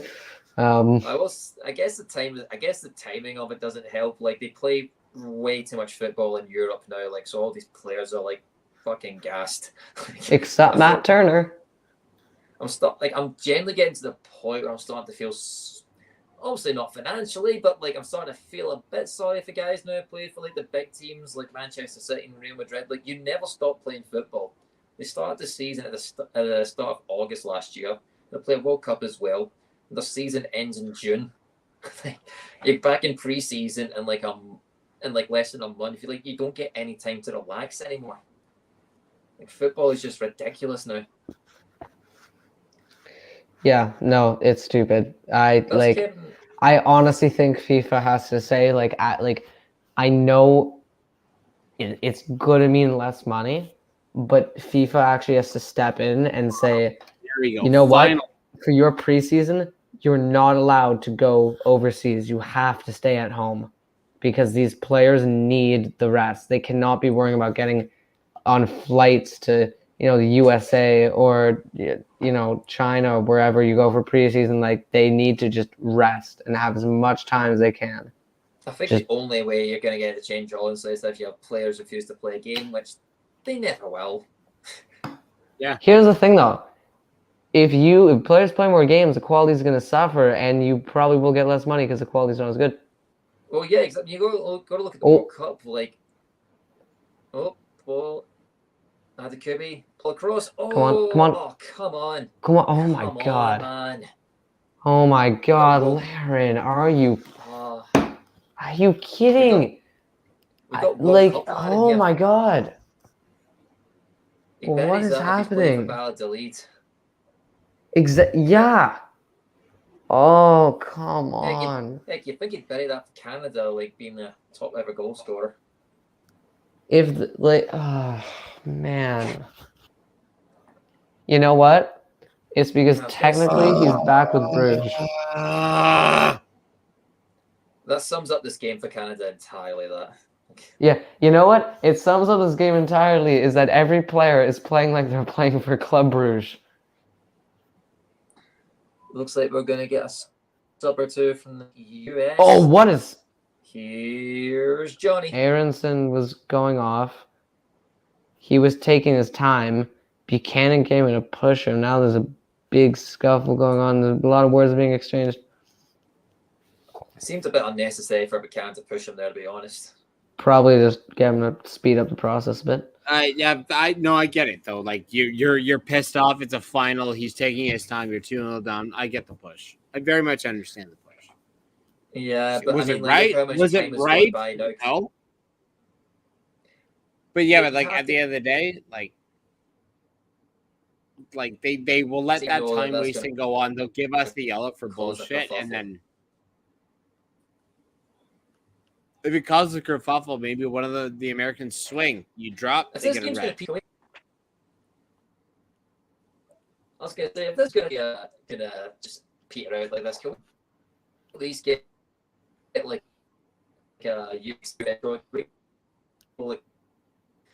like another fuffle pitch,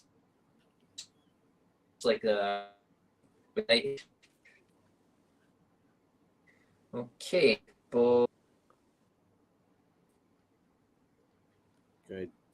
Good press, good pull up.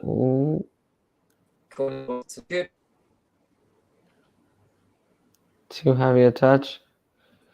Come on. No.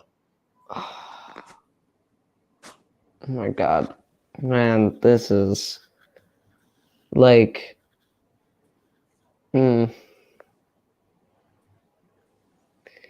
This is just so sad. Pulisic and Buchanan went had an exchange too. Yeah, it's just sad, man.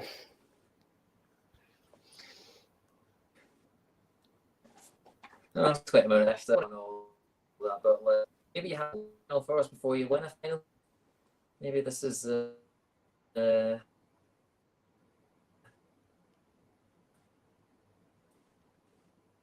I agree. Go in the next round.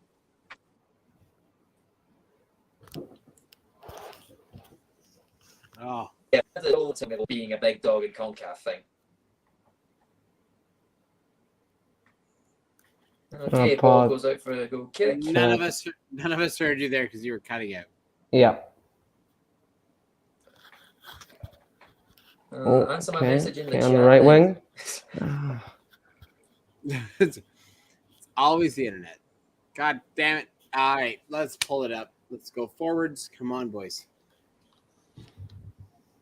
Buchanan needs to start pulling some more weight, I think. I think this is going to be a huge issue. Why? Because he can't, like, he won't be able to, like, fight Pulisic? I mean, like, yeah, I could fight him. That's fine. But just, I find, like, I he's just not lost the putting ball enough too pressure easily on. there. Ball out left. American cuts inside. Oh. It never looks easy when Canada defense does it. Like, it never looks. It always looks like a struggle. Always looks like a struggle. Always like play FIFA with hands.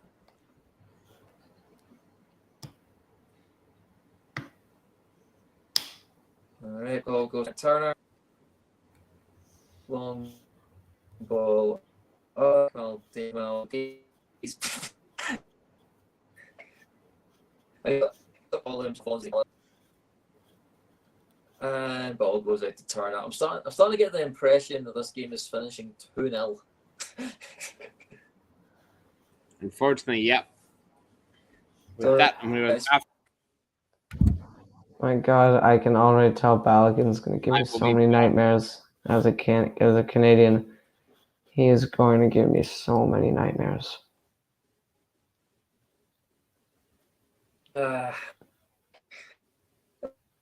Okay.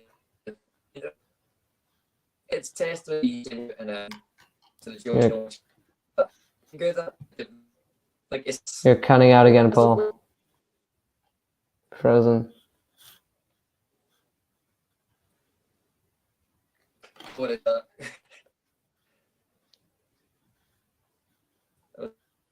Saying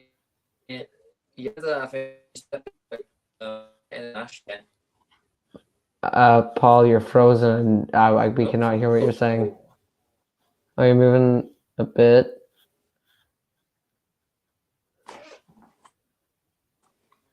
With 1 frame per second.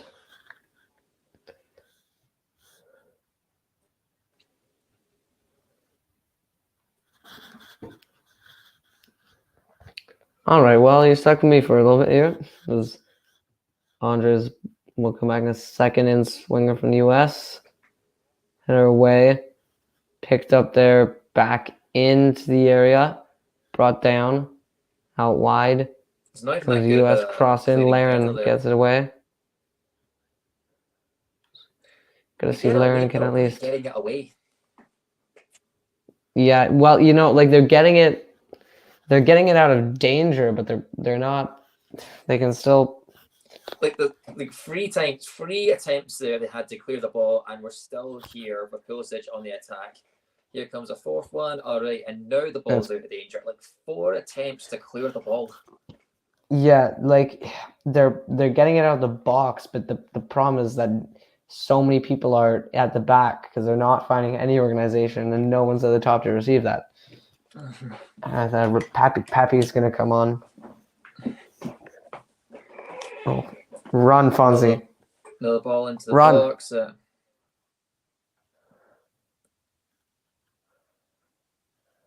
A great bit of play there from Davies up the left field. Doesn't have any help. That's the thing. Like we can get the ball to him all we want from to go by a guy, but if we don't have anyone to help him, nothing's going to come of it. Like we brought Adekubi on to have more width. Where's Adekubi there with the overlapping run, or where's a Eustachio or a Kone there on the inside to give him an option? Yeah, no, you're 100% right. You're 100% right. They're going to, and you know what? No one can keep up pace with Alphonso Davies. Like, but Canada, I mean, I'm never going to win a game just hoping Davies on his own can play hero ball. Yeah, no, you're right. You're right. Cavallini is going to come on for David. Oh yeah, you can still find him. I forgot about Cavallini. Right, Cavallini, he went to South America, right? I think he went to the Liga MX. Okay. But he went down south. Thought he went to like Peru or something. At the very least, if we're not going to win this game, can we get Cavallini to do some unhinged mad shit? Can we get a Cavallini special? Why not? Just go in, fuck everyone up. Like, don't seriously injure anybody. I'm not going to condone that, but like, just give us something to talk about. Give us some entertainment here. Some joy. Yeah, something we can talk about more other than just Canada are really bad at set pieces. All right, Speaking of, Eustachio over the ball. Oh my god, it seems to be like attacking set pieces as well. Who's teaching them this stuff? Aftab says it's the Paul curse. You know what? I think It was 0-0 before I came on. it was, and you know what? In that first 10 minutes, we had some good pressure. This will be the second one of these live streams that I've done at Canada. I've lost. The first one was me and Michael. I think Andre popped on for a little bit as well. We covered the Uruguay friendly last September. And that was the one where One Soccer's feet just didn't work for the first minutes or so. Yeah, exactly. It was 1-0 by the time you could watch it on One Soccer. One Soccer just do weird stuff like that. And coincidentally, on this One Soccer like cut out for like 2 seconds, and then it switched to the Concacaf channel. Do you remember that Canadian Championship game between New York and Pacific? I think it was last year, where it cut out and we missed a goal. And then the game went to penalties. Aftab makes a very good point when he says, Paul, if we make the Gold Cup final, come in the 90th minute, otherwise we are losing. Maybe wait till Canada has a cushion if that is the case. Maybe like 2-0 or so. Yeah, well, 2-0 is the most dangerous lead in sports. So. Yeah, I was going to say, you have to wait 2-0 on the 90th minute. 3-0 into extra time. And then that way, maybe it'll only be like 2-1, 3-2. I know where it comes from, but like 2-0 being like the most dangerous score in football is always my favorite cliche. Like, I mean, I'd rather be 2-0 up than 2-0 down. Nobody ever goes 2. Nobody ever says 2-0 is very easy to overturn. But nobody ever says 2-0 is the safest deficit to have in football. You're not wrong, but like again, for everybody else that is in Canada, it's a bad position for them. Yeah, like nobody ever goes, oh crap, we're 1-0 down, but don't worry, lads, it's now 2-0. I think it's just that Jamal just said Scenes wins 11-0 to Canada in the 90th minute. The Gold Cup final, and Paul enters, so it becomes 12-0 to USA. 12-11. Yep. Starts going field goals. We got to take the field goals down where they plays in an NFL stadium. There was a sudden change of rules, and now goals over the goal count as 3. While we're on it, just talk about stupid football cliches. I think my favorite one is our guy Victor Montaliani coming with those new rules when Paul's watching. I think my favorite one is when commentators like there'll be a striker over 6 foot and they go, "Oh, lot of pace for a big man," like as if the fastest man ever wasn't 6'5". Like Usain Bolt is 6'5" and holds the world record for running. Like where does that come from? Maybe because Usain Bolt's a bit like lankier. Well, that's what I mean. Just like it'll be any footballer over 6 foot, and if he's got any pace, you go, "Oh, that's a lot of pace for a big man." Like, mate, he's got really long legs. Like, of course he's gonna be fast. He can run extra fast. Why would you stop and argue with the ref? He's got the ball. Maybe it's because typically a lot of like the big guys are in positions like, striker or maybe toward the back, so it's not really expected that they make big runs like that. I would say that seems a bit unnecessary for Pulisic to get involved in this. It's like it's 2-0. Yeah, come on. Just like you're chasing nothing. You think with how things, I know they have safely, but you think with how things ended against Mexico, if the US losing their heads. Look, we have done way better than Mexico in this match. I mean, you couldn't have done much worse. Like, I mean, Panama would have been that Mexico team. Well, they didn't today. I mean, like third place playoff games like that. Do we need to go back to our like World Cup discourse about like who cares about third place playoffs? Andre and I had a very with like the chat, like a very interesting discussion about would you rather lose a final or win a third place game? And I think win a third place game. I'm kind of on that too. I'd rather win a third place than lose a final. You can't, yeah, but I mean, I'd rather have the experience of playing in a final and, like, you know, you can build on those bad memories of losing the final to motivate you next time you're there.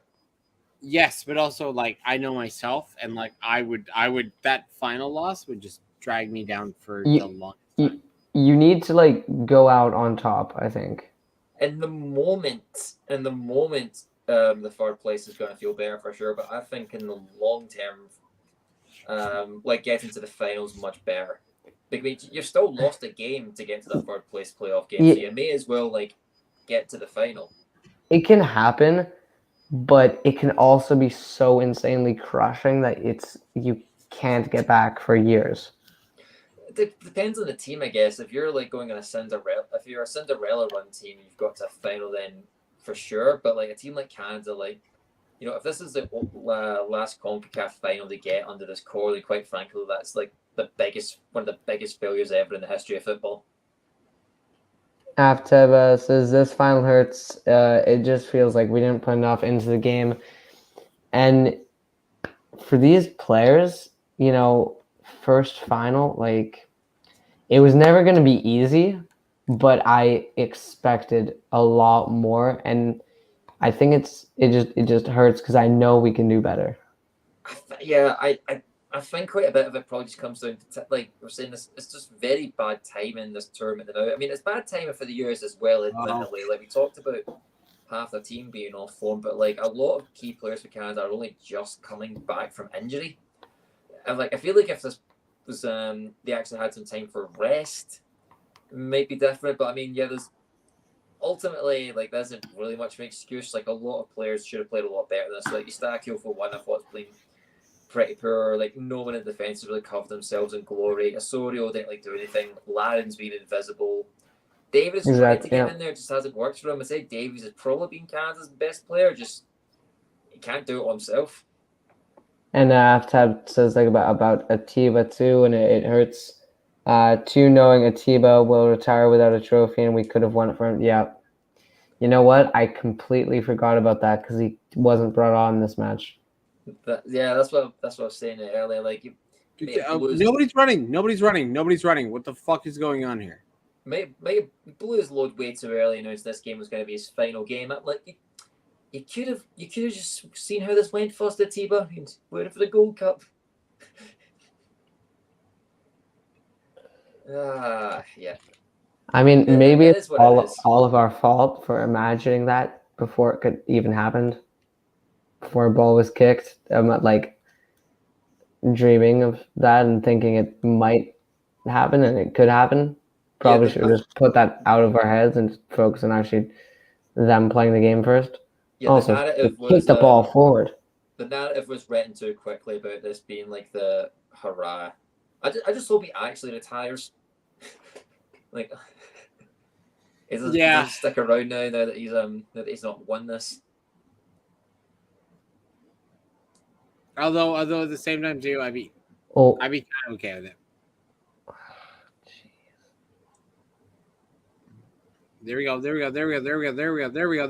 Shoot it! Oh, these guys, man, they're just. Stop overpassing it. Stop overpassing. There have been so many times where they've actually found like a pretty good final pass, like a final ball that actually is like good timing and it actually works, and then just no one's there to shoot it. Right, good recycling of the ball there. Pretty much now or never in terms of getting a goal back.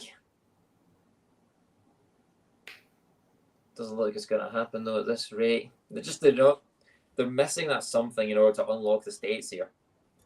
Hard to say what it is. Like they have the firepower. Please do something. I think the problem is that we haven't taken a shot. We're still not taking a shot. At the QB with the ball out left. Goes out to Davies. Really hard to get a goal if you don't shoot. Yes, 100% of the shots you don't take. Oh.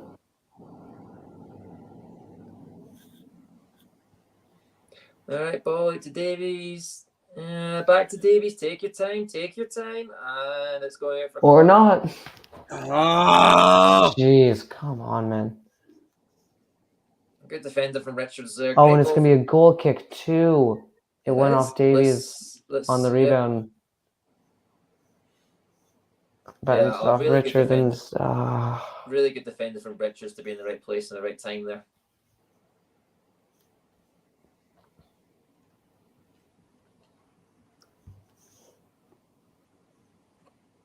This is going to be one that they're all going to remember this for a while, but Davies particularly, because he's done his part for the cause in this game.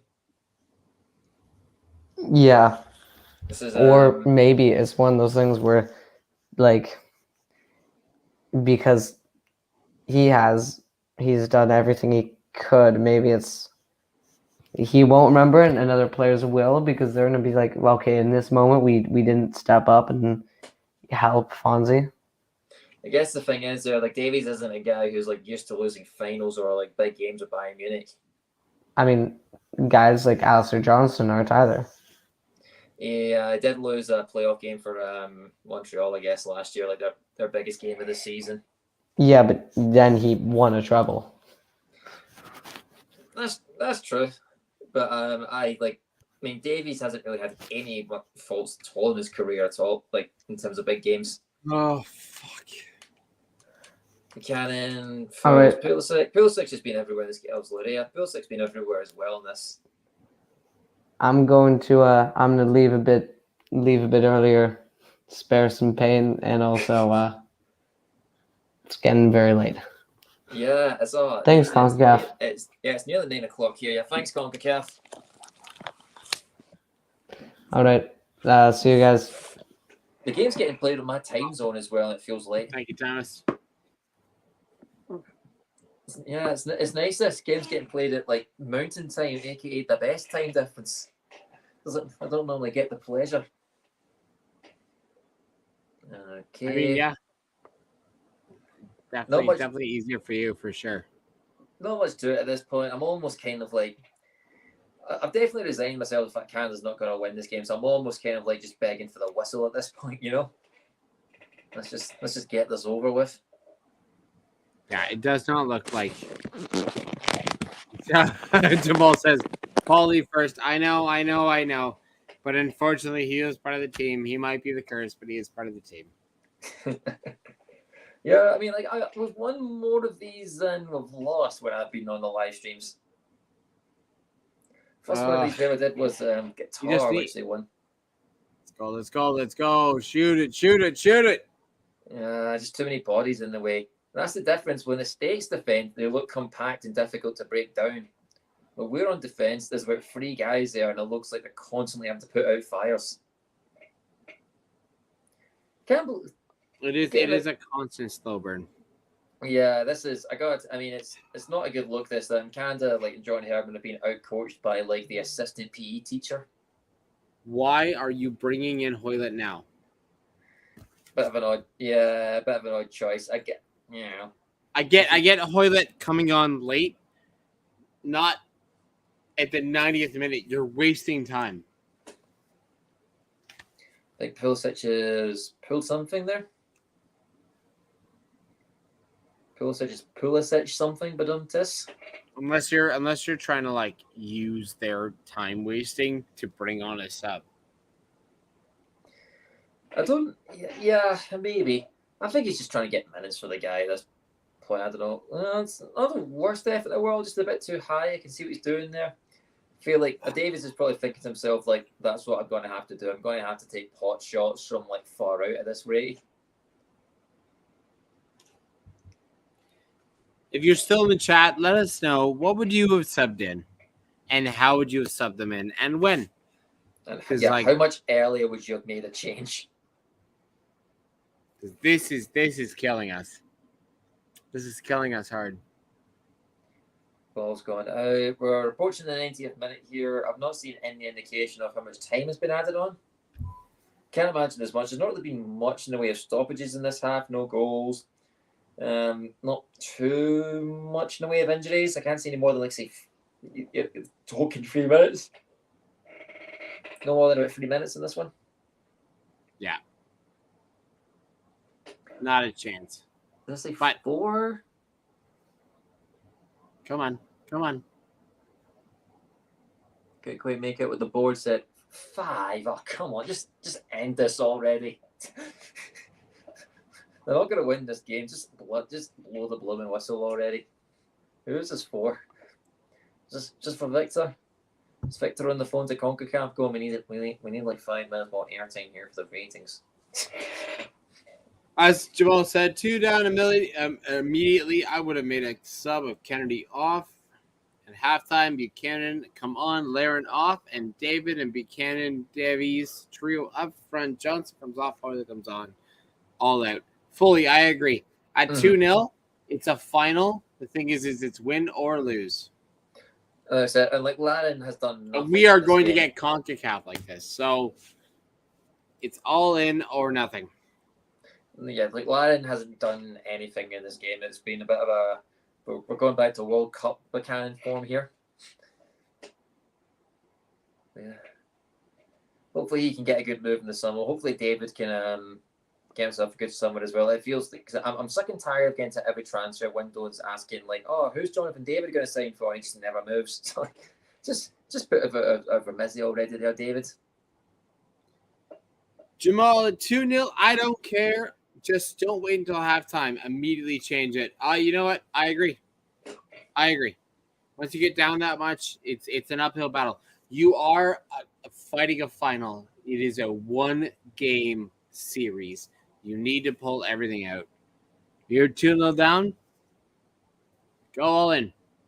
It was definitely, yeah, I wish managers, quite frankly, were brave enough to make 3 halftime substitutions more often. Like, if something's not working, it's not working. I think too much of the time it's seen as like an admission of like failure or defeat if a manager makes a sub at halftime. If you make a sub at halftime, like, that is you basically admitting to everybody you got it wrong. And you're going to insult the player who you take off. Like, no player likes being taken off before halftime if they're going to be taken off. But, like, I think you just have to get over it and do it.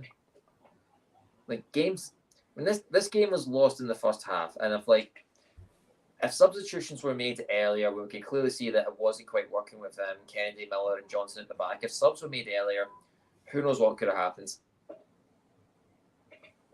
At 1-0, there's definitely still a chance here. Like as I was saying for Thomas, like, if this goes to 2-0, it's going to be too much of a mountain to climb for this Canadian team. Yeah. Again, and the problem is that we've got the scenario where Davies is now taking on too much. He's now trying every shot, everything possible, but nobody else is trying shots. It's because no one else is really there for him. Like we've talked about it, like he goes on those marauding runs on the left, and there's no one there to get the ball to. But they were there for the Panama game, and that's the fucked up part. So this is the issue. Like they're not trying the same as they were for Panama. The Panama game, I've heard it being talked about on like One Soccer and other outlets. It was a comfortable win for Canada and all that. Like, no, it wasn't. I feel like Canada were lucky to play Panama. I would say they're the most respectful way.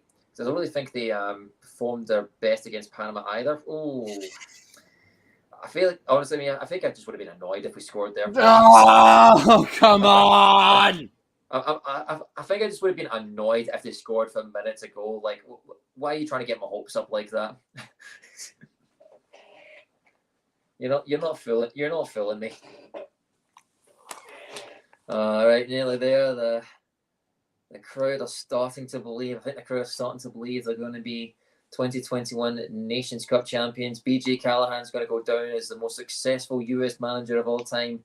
2 games, 2 wins, 5 goals, 2 clean sheets, and a trophy won. Triple G would never.